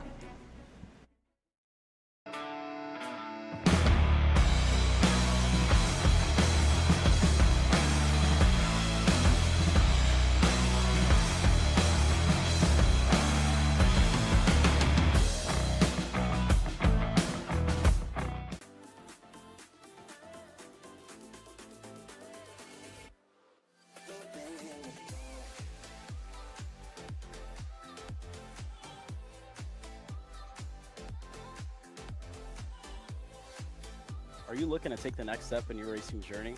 Well, look no further than PitFit.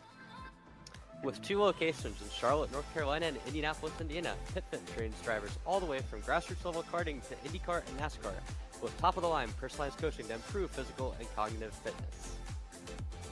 for more information on programs. Check out PitFit on Instagram or Facebook today. Are you ready to get behind the wheel? From Formula One to NASCAR and IndyCar, all the pros start here.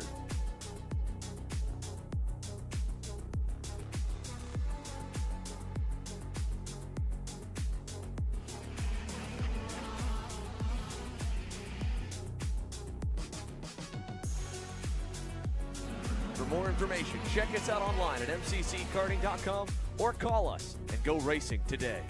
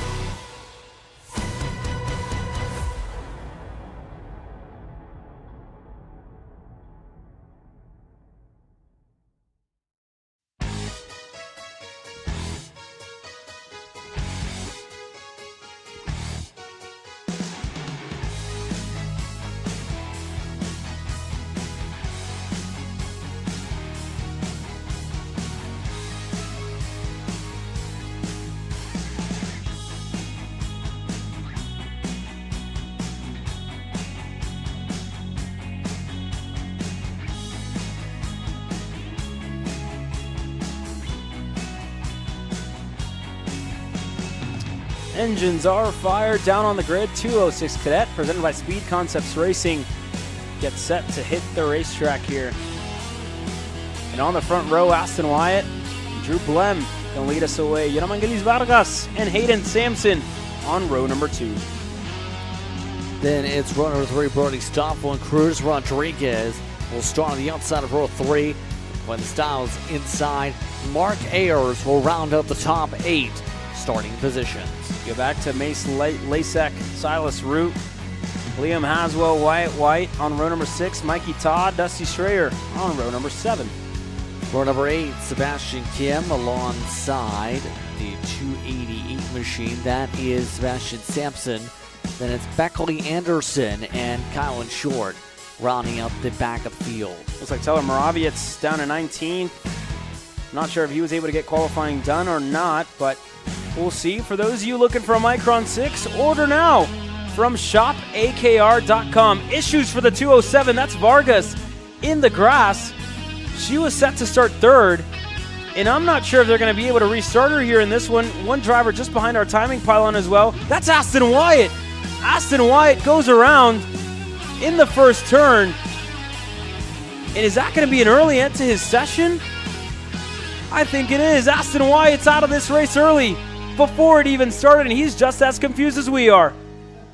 Your points leader coming into today in this class, now off track, and your pole sitter. So the top... That's your inside line. Your top 2 on the inside line. Absolute calamity, and now how will this get controlled? This is going to move Brody Stoffel up to the front row, because you're not, if you start second, you're not able to move to the inside. Just that entire line pushes up. So now Brody Stoffel should start on the inside for this race.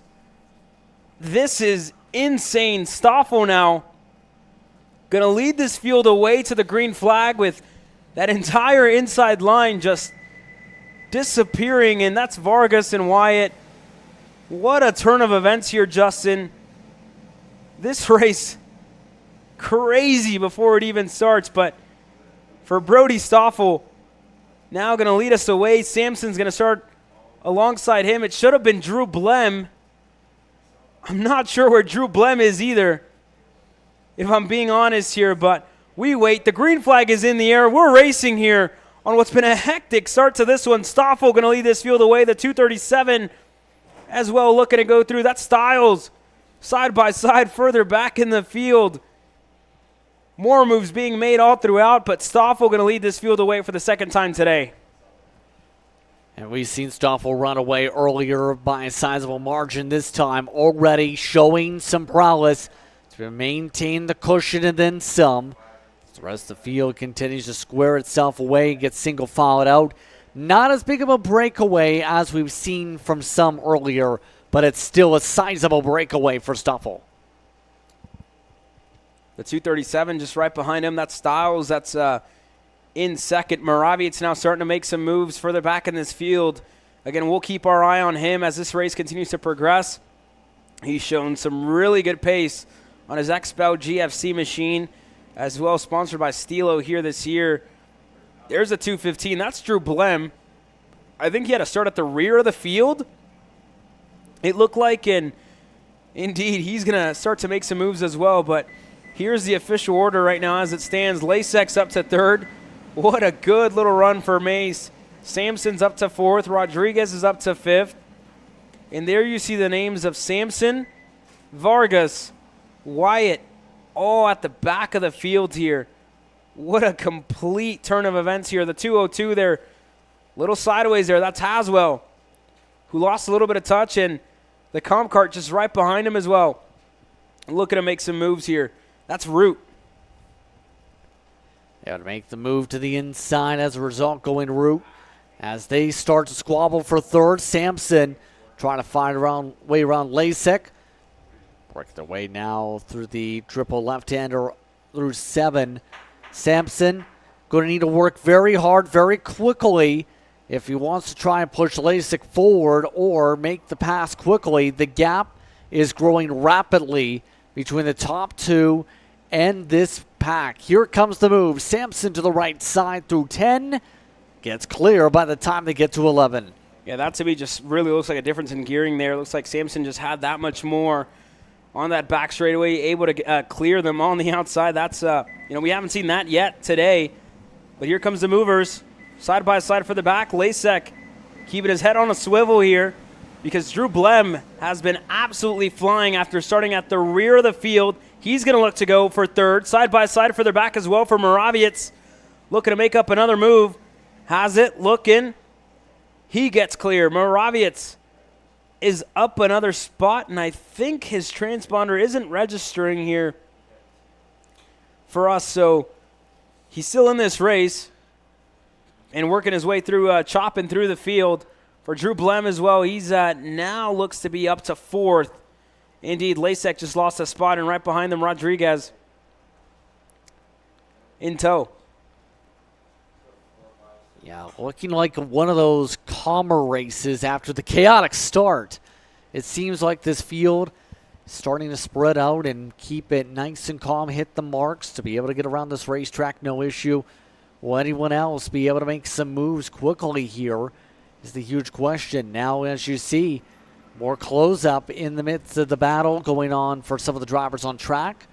Some of the others separated out by a sizable margin. Oh, more drivers with trouble. Oh, that's the 202. It looked like into the grass. Haswell, who was running 9th, he's going to fall down the order this time around. Dusty Strader was able to get ahead of him. So was Mikey Todd, Wyatt White. Haswell fell back to 12th. And one of the Reed Motorsports drivers in there, that's Mikey Todd, apologies, on that Reed Motorsports CRG in line. But, man, what a race so far. I feel like I have to catch my breath, and we're only a couple laps in. The 224 there just further back, that's Wyatt White. Side by side there. Ayers was the driver who was going side by side with Moraviec. And now Ayers, so that would put him 8th, Moraviec 7th. So, again, just everybody else would be further back, and just an unfortunate transponder issue for Moraviec, who might have to get hand scored here in this one, and he is hand scored. So he's up to 7th now, but yeah, just a little confusion from our side right here, Justin, and he's able to work his way through. How about this? Side by side, Lasek and Rodriguez. Lasek has that inside line, brushes the brakes, slots back in, and they're the next two on the chopping block for Moraviec. And Moraviec now looking to build up the run, showing the nose, showing the edge, all the way to the end. Side by side, coming out of the corner, able to clear on by out of turn 2. Moraviec's drive continues as the orange blur continues to make passes. Yeah, very good run by that XPEL Stilo machine under the Trackside Karting Services GFC. His dad was actually here quick, before anybody else. It was just us and his dad, right, getting everything ready for today, getting everything ready, getting everything set. Said, there's no mechanic for us this weekend. It's just me, 2 go-karts, and my kid, right? We got to be fast some way. And, I'm sure Austin's going to be, Austin Garrison, that is going to be happy to see his driver chopping through the field like he is. Single file all the way throughout. Dusty Strayer now going to look to go on Silas Root. Everybody behind him still single file. Mikey Todd looked like he was going to have a look and just thought better of it. Yeah, again, the more further back you go, the more urgency you usually seem to pick up on in this field. We're starting to see some of the plotting and planning by Strayer in particular. Try and get one more spot at least without costing ground. A bit of contact. Strayer lost some ground, some hands raised up. All while they continue to dart out. Rodriguez still trying to battle it out with the 275. The other pack right now is seeing some separation as a result of some of that stacking up. Meanwhile, 222 of Strayer trying to find a way around Root. Yeah, Silas is held on well on his comp cart. Everybody else further back, again, they have kind of settled down a little bit. Stoffel, an update on him. He's opening his gap back to his competitors. 2.5 seconds. Clayton Stiles, Drew Blem working his way up to 3rd. We saw him make moves, and again, mind you, he started at the back of this field, Justin. So for him to have such a recovery, it's showing, right? The same goes for Moraviec, who's been working his way through the field, making some moves here and there. So good for all these young drivers to put on a show, and here we have more. Drew Blem now is looking for 3rd. Look there in the 3rd to last corner. 2.6 in the air for Stoffel. He's pushing away, but the battle for 2nd heats up. Stiles now going to fade low to defend. Blem trying to recoil, trying to reload. When does he pull the pin is the huge question. Still no place to fully send. How about a bit of a bump and run? Holding on to it is Stiles, though. Stiles still sliding through. Covers it off again. Still holding on as they make their way to turn 6. Yeah, just very minimal contact in between the two of them. Stiles all the way to the bottom of the racetrack. Blem looking on the outside. Nothing yet. He's going to have a really good run on the exit. But again, we've seen how hard it is to pass at this place. The real only options we're looking at, turn number 8. Here, that's coming up shortly. We'll see if Blem has a good enough run. Again, going to try and set it up for the back straightaway. We've seen a lot of that so far today, right, Justin? A lot of drivers have been kind of fading to the outside, looking to set this move up right here, and it works sometimes. But again, very good momentum out of Stiles to hold on to it. Side by side, very minimal contact in between the two. Stiles for Iron Rock is able to stay ahead. Stiles able to pull off and away a little bit as well. White flag is out. Final time around. Stiles going defensive for turn 1 yet again. Blem trying to build it up now. Coming out of turn 2. Blem looking to the inside. Shows himself to the tire. Has to back up. Now launches it forward. Makes the move on Stiles. Switch back for Stiles through turn 4. Holds on for now as that's allowed Sampson to join the conversation. Yeah, how about Hayden Sampson? He's just been lurking in the background, right? Very quietly, just hitting his marks, closing down on the two drivers ahead of him, looking to even snag a podium place here in this heat race.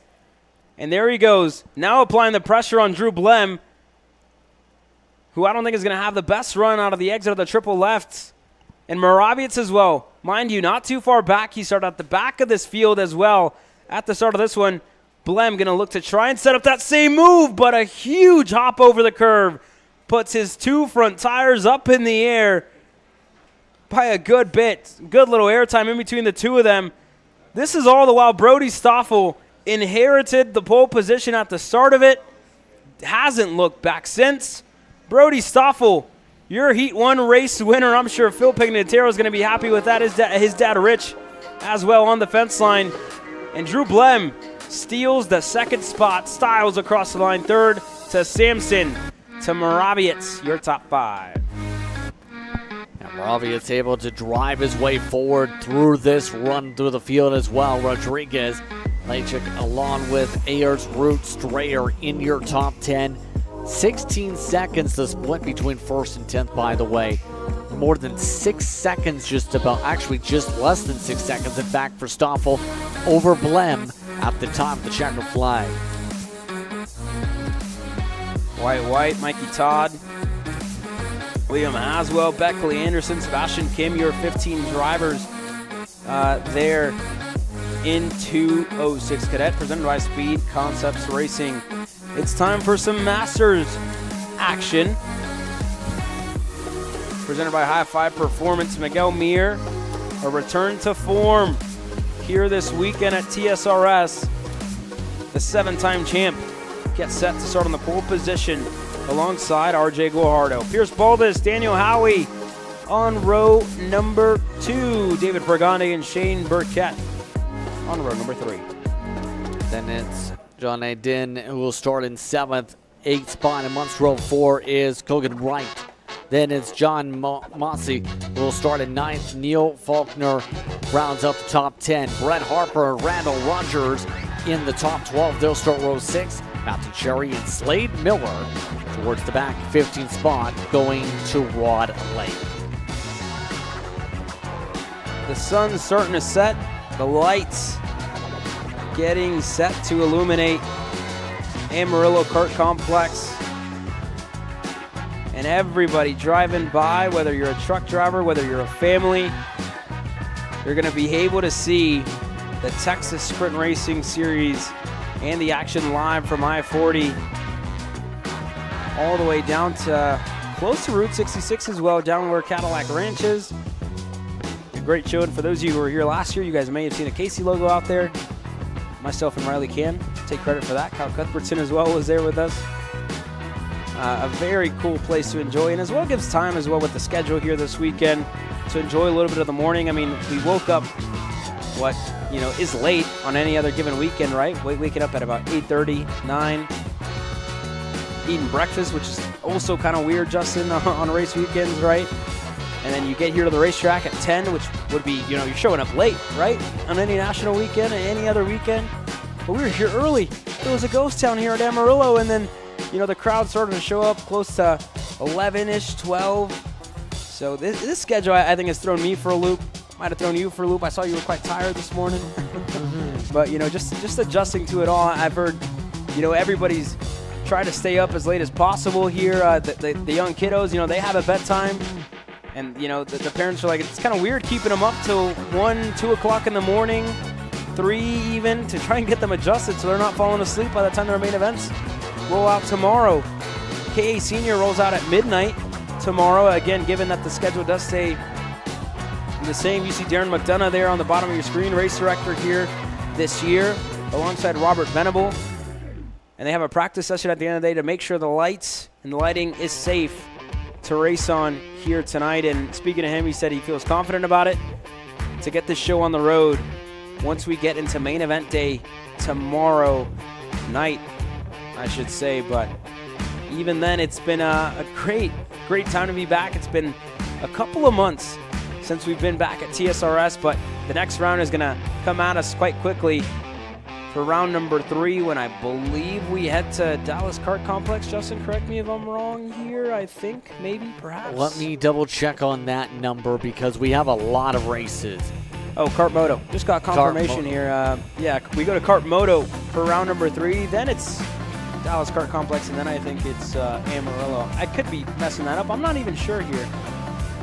Yeah, it's Kart Moto, then it's NOAA Motorsports, then it's DKC. You see, I have no idea what I'm talking about. Apologies for those of you at home. I got the schedule completely wrong. We go to Kart Moto next in Crescent, Texas. Then we go to NOLA Motorsports over in Louisiana, and then end it all up at Dallas Kart Complex in Caddo Mills. So this series takes us to 5 different destinations. It ends in October, where the drivers in KA categories, micro and mini Swift categories, and look to book a ticket to Las Vegas, Nevada for the Las Vegas Super Nationals. You have to become a champion, and you have a guaranteed starting spot on Super Sunday. So that's important for your KA seniors, for your masters as well, right? Especially the classes with LCQs. But that's pretty much the gist of it here, Justin. That's quite close to Las Vegas. So again, it's all the road to Vegas here on the national circuit, and Amarillo as well providing the views. You see those 2 windows with the wires coming out of it. That's us. And then you have the entire viewing section just right next to us. You can hear the calamity as well. Everybody cheering their drivers on from up there. So it's always a good show, a good family affair as well, every single weekend of the Texas Sprint Racing Series. But we get set to go. We ran you down your starting grid order. But we await now for these drivers to put some heat into their tires. Slade Miller starting at the back with the 428 as well of Rod Lake. Dada Lundkart going to look to make some moves. Again, we saw it from the younger kids. The likes of Moravец, the likes of Blem starting at the rear, working their way up. We'll see if some of the masters can do the same. And these drivers have plenty of experience. Looks like they're going to tell the drivers to take the shortcut here on the pace lap, obviously. So get gathered up and ready to start things off as quick as they can here after what's been a lot of cleanup so far for a lot of these races. That's why we're seeing a bit of a pushback with the schedule so far. We've seen cleanup of several carts per race have to be peeled up and gathered onto the carts. So, just about all set to go here as we double up. This should be fun to see what happens up front, and in particular, who keeps up with Mir in terms of that 477. Yeah, this is a racetrack where Mir has had a good number of years racing at. A very, very good experience. They're just pitted with the TB Kart USA boys in the barn with Alex Cruz in there as well with his wife Esther Cruz and Adrian leading away Cruz Racing Development. But here they go. Green flag in the air, and a great start for Miguel Mir. Pierce Baldus as well. Looking to stick a nose low. Howie around the outside. Takes third. Shane Burkett side by side. Drops the tire for Janae Din. That's going to take a while to clean off. Bit of checking up as a result there, but that's what. Well, Mir runs away with the 412 up at the front of the field. Looking like, for the most part, after some of the off-tire moments, the rest of the field getting itself right back in a rhythm. How about this? Side-by-side for the back. Slade Miller already making up a couple. Made up one, side-by-side, looking low. Thought about making it 3 wide. Thought better of it. Brushed the brakes, got back in the line. Issues for what looks to be Randy Rogers. Rogers is slowing there. Could be a big issue that might put him out of contention here today. Pergande got the move done on Pierce Baldus that time around. He slots in a 4th. A good showing by that AR Academy driver. Grande able to charge up ahead right now as the sun continues to set around the racetrack still. Plenty of laps to work around here as they continue to go. Seems like Mir running, just starting to run away a little bit from that 412. Starting to show raw pace last time by Mir on that opening lap. Able to pull himself away by almost a second. As a result of that margin, the rest of the choo-choo trains all staying glued together as they try and find a way to get to the next train and then jump cars. Yeah, Janae Din as well. I mean, his drive so far this weekend has been a good one to put himself well up the order here this weekend, Justin. He found himself a little bit ways down at the opening round at Speed Sports Racing Park, but definitely coming to form here this weekend. But Burkett going to look to challenge that on the MPG branded Kart Republic. The likes of Braden Eves worked with Burkett last year and got him up to speed. That even allowed Eves to run a day out at Kart Moto. And for Neil Faulkner as well, working closely with his son. I'm sure Jake's watching on from the fence line, trying to see what Dad can do right now, running 9th inside of the top 10. A little bit of argy-barginess with the 433. Din nearly puts a tire off. Burkett seems to be seeing an opportunity to take advantage of Din, who seems to be starting to slide around a lot on the corner exits. Burkett now forced around to the outside of 7. Not going to work to be able to stay outside there, but Din starting to cause a lot of checkups, it seems. And this field wants to find a way forward around Din, and quickly there's the move. Burkett able to get clear. Miller again, a little bit of a half move for him. Scrubbing his speed down on that short straightaway that leads onto this very long straightaway at very high speeds, upwards of 60 miles an hour. There goes Harper, able to get through on Janae Din. He gets clear. All the while, Miguel Mir absolutely running away from the field. Guajardo in second, Pergande to Howie to Baldus. And what a slide job it looked like by the Crosslink branded machine that got through. I think that was Wright or Mosey, one of the two, that slid his way on by another driver there. That could have been Cherry, I think. Indeed, it was Cherry. But what a move there by one of the two. Yeah, some of these drivers getting a little bit daring, to say the very least, right now. Speaking of some of those packs right now, the 491 of Cherry trying to hold back Miller. Others up the road starting to make some cuts and inroads on some passes. Seems like a lot more opportunities starting to build up now, coming out of turn 8 in particular, to be able to open things up. We didn't see as many moves as some may have expected in that section earlier on, but now we do. One kart with a major slide. I believe that might have been Faulkner that missed the bottom of the track. I think that was Howie there. Howie, yes, who got slowed down. So he did lose a spot there to Pierce Baldus. Here we go, though, further back for 6th. Burkett, Harper battling. Harper able to go through and in a 6th. Still about more than a minute to work with on the racetrack as they continue on here. 413 of Harper still holds on for defensive maneuvers. Here comes the run again.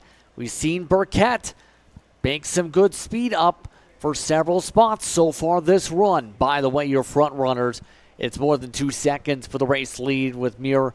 Mir has taken off and taken control. All while Burkett, yet again, tries an outrun at a 7. This time, nothing doing. Here we go, side by side for the back. That was Mosey, the driver who I mentioned earlier with the slide job in a turn 1. He looked to go on Faulkner, couldn't get clear. But now it's going to slot right back in a line for Miguel Mir. I mean, his lap times have been super consistent and super fast as well. 109.8. He was actually a 10 slower than Guajardo that last time around, but his fastest lap of 108.8. He's put 3 seconds on the field, put it on cruise control. And going to ease his way to the finish line. In contrast as well, further back, Slade Miller up to 11th, able to get through on Cherry and Wright. Yeah, so far, for the most part, things seeming like they're going how we expected this race to kind of go. See these little packs break apart and form up in the regards to Master to be able to sort things out that way. Looking like Burkett, looking on the move on Harper again. He seems to keep closing up right on the corner exit. Continues to just get decent momentum, but no place to take it quite yet. They're going to have to go some point here. Right now, Burkett running out of time to do something. Just doesn't seem to be as quick in the drafting sections compared to what Harper's now doing in the same draft on Howie.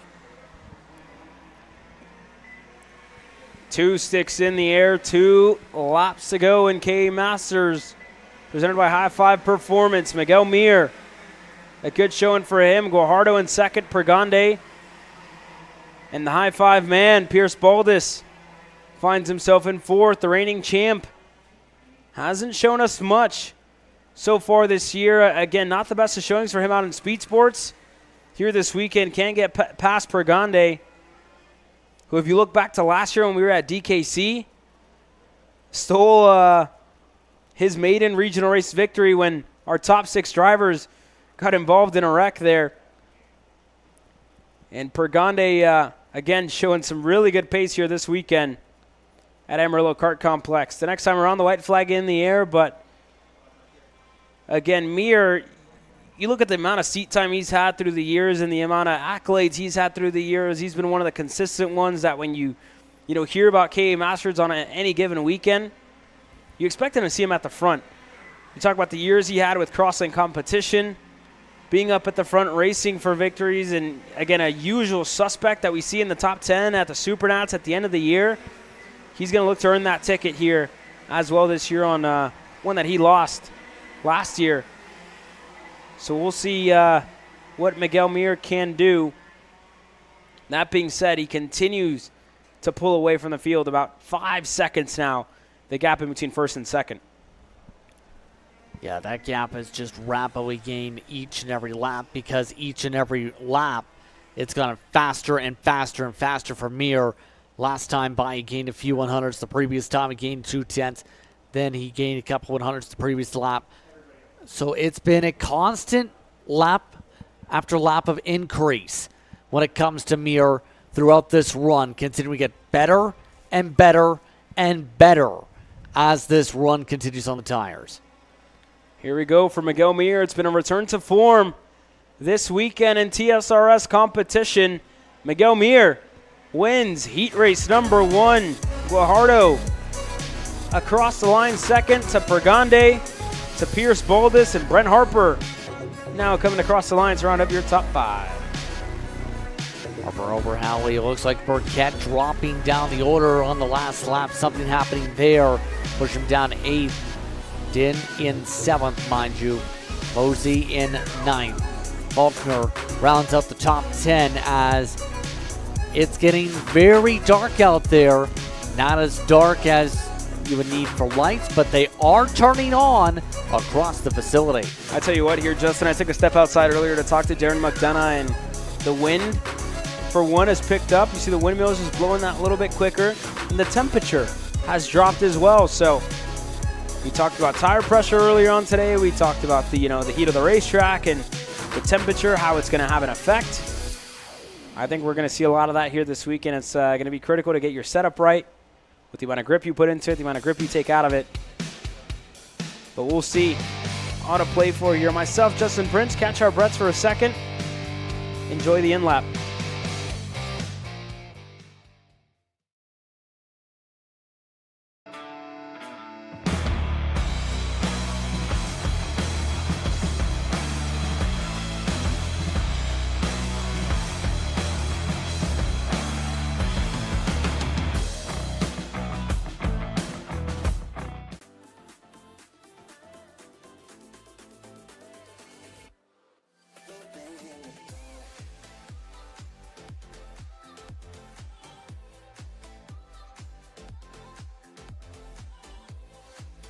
Are you looking to take the next step in your racing journey? Well, look no further than PitFit.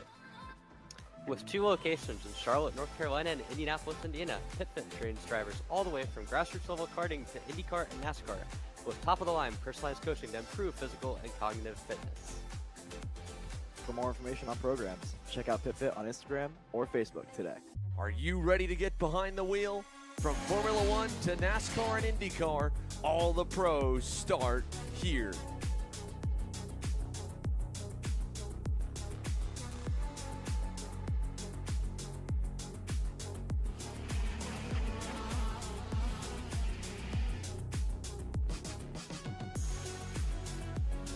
For more information, check us out online at mcckarting.com or call us and go racing today.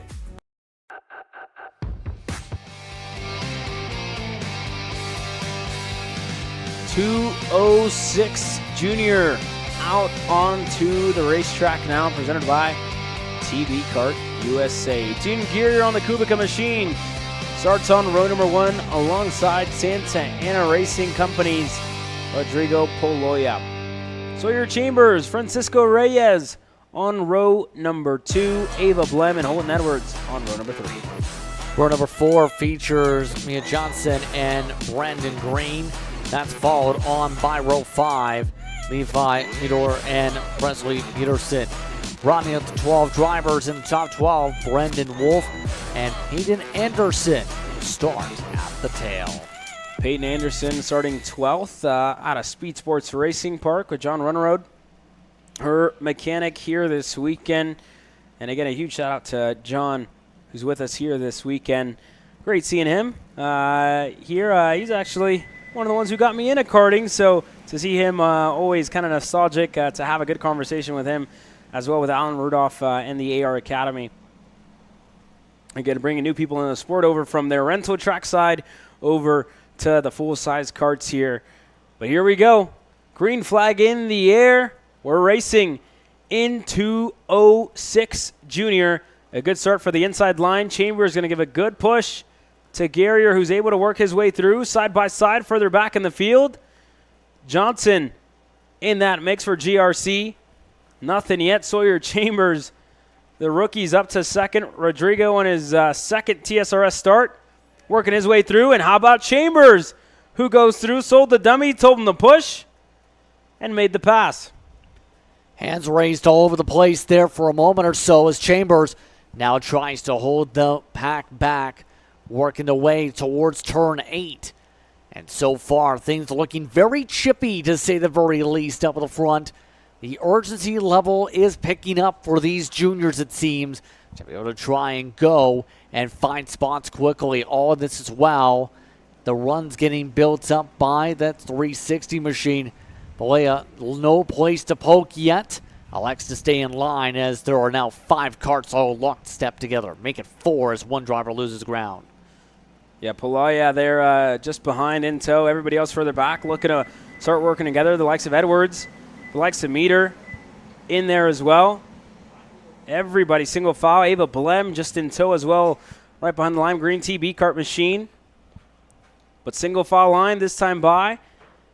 And this is, you know, a pretty good race so far, right? You're seeing a lot of pushing, a lot of working together, and that's critical in races like this rather than, you know, passing every single corner. So the fact that these kids are working together and, you know, showing the respect out there, to me, I think that's saying a lot here, Justin.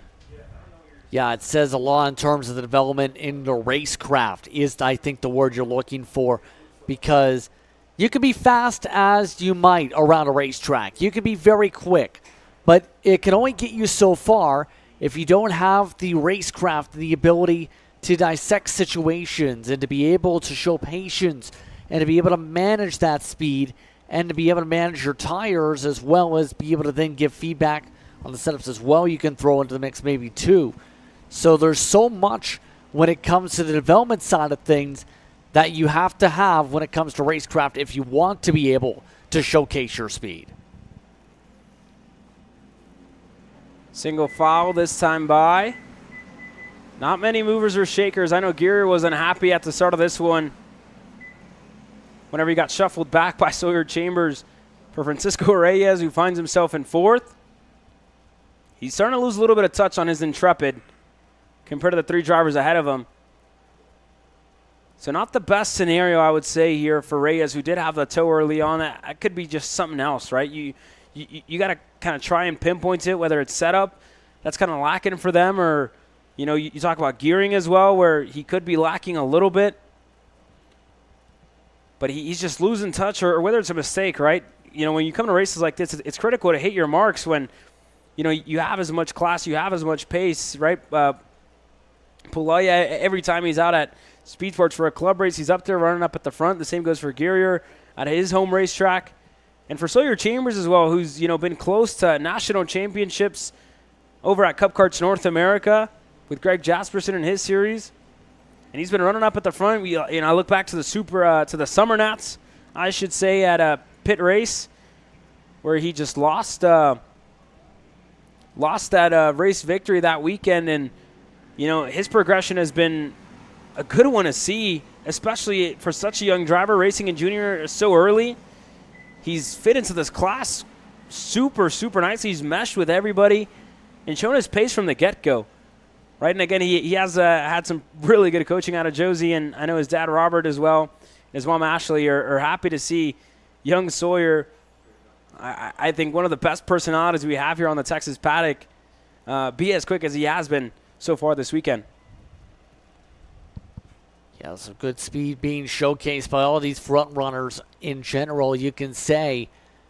But we still have about 90 seconds left on the clock coming around here.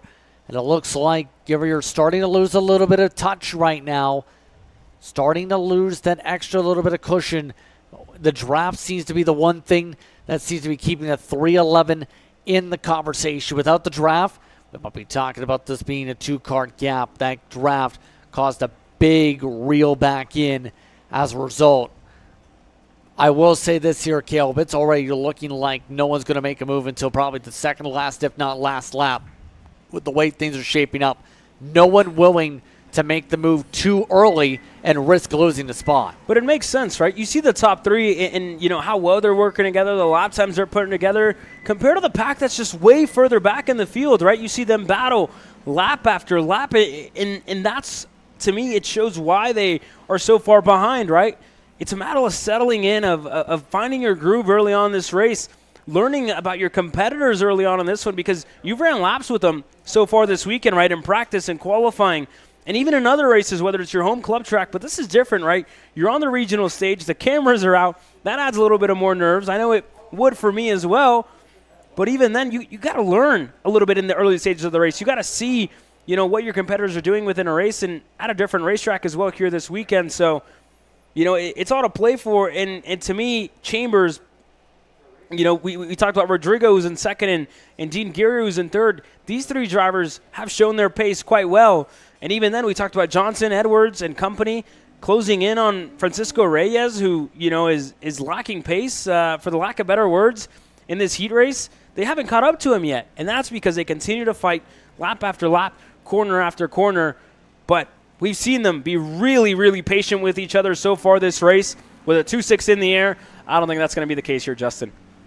Indeed, you can see the lights still making things a little bit more brighter now for some of these drivers. You can see that little bit of a glistening popping up on these karts as we go on. They still have a practice session to make sure they can see in the full dark. But it's time to see in the light. Shine brightly to the point, goes to 360. Fully able to make the move, and now trying to hold back two different lines. Just has to be careful. Can't get caught making reactionary moves on a straightaway there. And there goes Sawyer Chambers, kind of trying to negotiate a little bit with Dean Geary, trying to work together, not let Rodrigo Poloya get away in this race. And for Geary, he's going to have to choose a lane. He chooses the inside, and he's up to second. More signals to work together as Guerrier now says, it's my turn to try and close up. Guerrier has been really solid at closing the draft. Now he goes for the lead, side by side, heading off to 11, clears on through. No, backs it up instead. Had to lift early and lets on by the 360 yet again. And that's going to cost him, right? I mean, that move, you really got to make those stick or else you're going to lose time. And he lost a whole lot of it right in that last corner. Just got to make the move, got to make it stick, and you really can't back out. If you're going to go for it, you got to go. And Gear, I think, is now realizing that, and Chambers as well. Just you can kind of see the frustration out of them when they came onto the front straightaway, just kind of talking to each other through hand signals to get themselves up to Poloya as he runs away. But a big gap in between your driver and first and back to second and third. It's going to be close if they want a real shot to challenge for the heat race victory here, Justin. Yeah, this is going to be extremely difficult to close on up here at this point. They need a mistake from the 360, and I don't know if that's going to happen when you're on your own that gap. Now they're starting to still give hand signals with each other in the fight for second. The drafts almost closed them back up. Guerrier looking to close up. Here we go. It's going to require a bold send if there's going to be a chance. Here goes Guerrier closing in by a lot through that back straightaway. He backed out of it once. You can't do it twice, Dean. What do you got for us? Is he going to try it? Not close enough. Rodrigo Poloya going to have a good enough run out of the last corner. He's going to take away heat race number 1. Dean Guerrier second. Sawyer Chambers third. Some excitement building up at the very end. As said, expect the move to come in on the last lap. Tried it the lap earlier. Ended up costing him when he didn't make it stick, and as a result, it's still Poloya who's holding on to the victory for heat number 1. We look back, Holton Edwards in your top 5. Francisco Reyes just lacking a little bit of pace here in this one. Finds himself in 4th. Mia Johnson, Blem, Meter, Wolf, Peterson, Anderson, and Brandon Green. The sun is setting here in Amarillo, Texas. The lights are getting turned on, and it's time for KA100 Senior Racing action. To go green, presented by Kart CRG USA. Let's run you down your starting lineup. Landon Skinner, Peyton Phillips, going to share row number 1. Jose Carlos Hernandez for Red Speed Racing Texas on row number 2 alongside Jake French. That's Tower Roberts alongside John Burke in row number 3. Aiden Rudolph starts row 4 alongside Santiago Duran. Riding in the top 10, Justin Music looking to get the music notes right. Preston, we go. We'll round up the top 10. You go back to Ibrahim Din, Adrian Cruz on row number 6. Jesus Vasquez Jr., the reigning champion, on row number 7, alongside Dallas Dunlap. Faulkner Nation, rise up. Row number 8 for Jake, alongside Taylor Roddy. Row number 9, Sawyer Rosell will start alongside Cohen Summers. Michael Haymans will start 19th. Ethan Gonzalez runs at the top 10 rows in 20th. Ian Howell will start in 21st alongside Alfred Alvarez de Castillo. Then it's going to be Dylan Morris and Kirk Goodson, your top 24. Afton Willander racing in K100 Senior here this weekend. He starts alongside Joey Friend for MSO Racing. Joey Dome alongside Brody Nelson. You go back to Alex Pope, Garrett Weaver, your top 15 rows. Landon Fitz, Addy Bamrou, Parker Fitz, Jeremy Newmaker, Brooke Eddy, Andrew Adelta, Jeffrey Pearson, and Orion Collins, your 38 drivers that are getting set to take the green flag in KA100 Senior Racing action. The last race of the night, under the lights. Clear visors are out for the majority. For Jake French, going to be a tinted visor here in this one, and I think it could be a little bit of the same for some drivers, which again, we'll, we had questions of visibility a little bit yesterday. I think that's out of the question today. All the lights up and running here. A huge shout out to Darren McDonough, Robert Venable, the entire TSRS crew, Kyle Uchinsky, Brad Uchinsky, and the Amarillo Kart Complex crew for getting this place lit up for some night racing action. The first time in its history, and again, in quite some time, the first time night racing returns to TSRS. It's time to go green. Skinner, Phillips, take us to the green flag. We're racing in KA Senior. A good start, even start in between both lanes. Jose Carlos Hernandez looks to work his way through on Peyton Phillips. I think he's going to get it for second. Indeed, he does. A couple of drivers, a good number of drivers off the racetrack. Jake French goes off. Looks like the rookie, maybe Tyler Roberts, off the racetrack. The 999 started in the top 5, finds himself in the grass. A few drivers nearly finding their way over to I-40 to try and find their way into the commute to town. But now the top 3 have checked out as a result of that situation.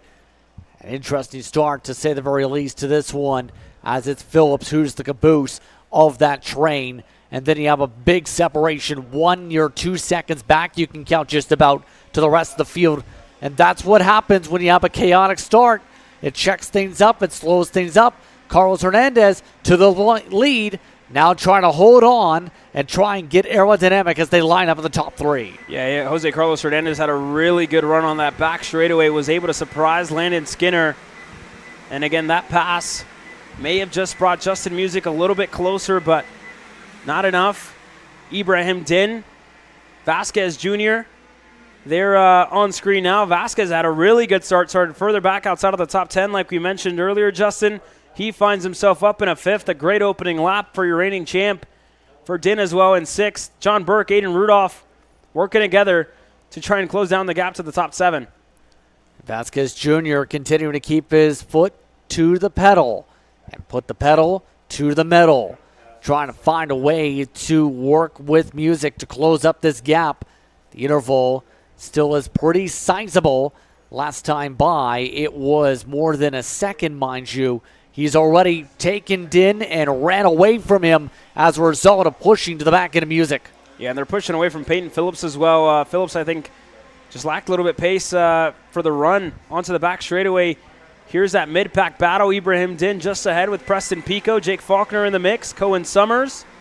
Looks like Joey Friend in there as well. Sawyer Rousseau at the back of it. Taylor Roddy onto the front straight, shaking his head. Not happy about something. But Jose Carlos Hernandez, a good lead for him. They've left Peyton Phillips behind. Justin Music, another one of the arcane machines there. Just not too far back and forth. And here's this group further back for 6th, 7th, and 8th. Aiden Rudolph, Adrian Cruz, John Burke. And again, very good relationships in between these three. You'll see them work together. Even Rudolph and John Burke worked together in the warehouse for Kart CRG USA for about a year. And they're working quite nicely together here on the racetrack with a rookie and Santi Duran just right behind him for Red Speed. Yeah, all of them lined up at this point trying to work in their respective packs to close on up and find some ground. And you'll see these drivers just continue to push, and try the bumps. All of this as well. Phillips and Music seeing some swapping around there a little bit. Rather, I should say, Vasquez Jr. and Music. Vasquez Jr. able to get around Music. Starting to feel like he was getting held up, it looked like. And now able to try and make the swap. And again, for those of you at home, these heats are not progressive. So Vasquez is going to have to start from that same starting spot 2 more times tomorrow in the afternoon, I should say. So for him to show the speed this early and that he can make the moves at the right time, at the right places, this could be a good, considering the points and the average, a good scenario, I should say, for Vasquez as well, heading into the main event later on in the weekend. And for Jose Carlos Hernandez as well, this could be a good swing in the championship. His favor. Again, still super early on in the year, right? Only round number 2. But he's showing that pace early here in heat race number 1. Him and Landon Skinner are working quite nicely together here on this back straightaway. Skinner content to continue to push him along. He sees that they're pulling away from Peyton Phillips in 3rd. But Vasquez, to me, has really been one of the quicker drivers on the racetrack. The quickest actually being Adrian Cruz, who's now starting to pull away from Rudolph and Burke, who swapped positions that last time around. Rudolph's up to 7th. Burke falls back to 8th. Yeah, right now seeing some drivers really slip back. Weaver dropping down the pylon as well, far into the 20s. So obviously one kart having some issues around the racetrack. Down to almost a minute to go. Down to a minute 10, in fact, on the clock. Running tight on time. As right now Faulkner amongst those trying to find a way to be able to make up some ground and maybe get into the top 10 conversation here if things work the right way, or at least the top 12. There you see Faulkner, Summers. They're currently 12th and 13th, respectively, on the racetrack, with Preston Pico, the driver, ahead of them. Just behind them, it looks to be Michael Haymans in the number 958. Currently sits 14th, and there goes Vasquez Jr. I believe he had already gotten Justin Music, so he's still pushing, trying to close down on the top 3, and time's running out here. Just under 30 seconds to go, about to be under 20 seconds. 3 laps to go left in heat race number 1. It's been quite tame, considering the start. We saw French off the racetrack early, but this race has been tame, right? Nothing crazy.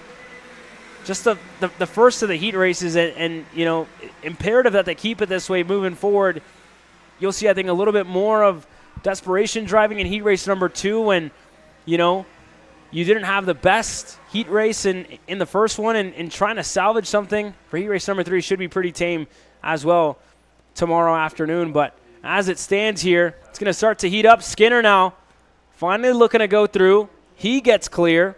Peyton Phillips is through as well. And now Jose Carlos Hernandez falls back to third. And the gap's just opened way up here, Justin, in between our top 3 drivers. Significantly as a result of that send attempt, and that's what happens if you have a send in a certain spot that forces you to check up with 2 laps to work with. The thing is, Skinner's gap is not safe. Phillips, if he can put down a good heater and keep himself well in the draft distance, he can find a way to join the conversation after almost losing a drift in the 3rd spot much of this fight as he works as the bridge car now, Phillips does. Yeah, we've seen how big the draft comes into effect, especially on that back straightaway. So this race far from over. Phillips still within a really good shot to snag away a heat race victory here this weekend. And again, you look back to, you know, the debut weekend for him with Arcade Motorsports. Gremlins for them in qualifying. Couldn't even make it out onto the racetrack and, you know, just put himself in trouble heat race after heat race. And we never really saw much of Peyton in that opening round. But this weekend, he's been on it from the start. Himself and Landon Wilkins have been, you know, really quick with Trevor McAllister out this weekend. And, you know, they've taken the helm, had Justin fast. So, you know, 2 of McAllister's drivers here this weekend, definitely impressive with themselves being the leaders under the tent. White flag in the air this time by. Skinner still leads us away. And we're starting to see some defending further back for Adrian Cruz, it looked like, trying to keep Rudolph at bay. Yeah, Munsto's trying to hold on to the top 5 as they go. But this is going to get interesting for the race lead because Phillips has chipped it away to a cart length and a half. A bit of a slide with the tires. Lost some ground. Now has to reset for turn 6. Right now it's the tough thing. Phillips seems to have decent draft pace, but not elite drafting pace, if that makes sense. To close up in the toe of the draft, it's going to require a big run by Phillips to set something up for the run to 11. Yeah, and we'll take a look at it as well when they get to the back straightaway. Here's the update on the battle just on the edge of the top 10. I don't think it's going to be enough here, Justin, for Peyton Phillips on the back straightaway. He's just a little bit 2 ways back. Going to have to send it really deep into the brakes. And indeed, not enough for Peyton Phillips to get a good enough run. But for Landon Skinner, this kid in his sophomore season in senior racing action takes the win in KA Senior to end day 1 of racing action. Peyton Phillips across the line second. Jose Carlos Hernandez, Jesus Vasquez Jr., and Adrian Cruz, your top 5. Good speed by Skinner at the end of the race. Unfortunate for Hernandez, who seemed to be well in command until those sends started to come on through. But drivers like Rudolph stuck in mud, sand, or quicksand, should say. Music going the wrong way. Going to need to find a way to play the right tune tomorrow. How about the rookie Santi Duran in 9th, Ibrahim Din 10th, Preston Pico, Summers, Kamens, Faulkner, to Jake French, who found himself in the grass at the start of this race. Put him down in 15th. Roussel, Roddy back to Howell and Dunlap. Kurt Goodson, your top 20 drivers here tonight for the opening day of round number 2 at the Texas Sprint Racing Series here at Amarillo Kart Complex. It's been a pleasure, Justin. It's been a pleasure to those of you at home, bringing you the action in day number 1 live to the comfort of your home. The final practice session goes underway. That won't be live, but for those of you, we'll see you bright. I should say bright. I won't say bright and early tomorrow. We'll see you guys midday tomorrow at about 2 p.m. Central Time, 3 p.m. Eastern Time. For those of you joining us, myself, Caleb Vieska, Justin Prince, it's been a pleasure from the entire KC crew, from the entire crew at TSRS. We thank you guys for joining us. We'll see you tomorrow.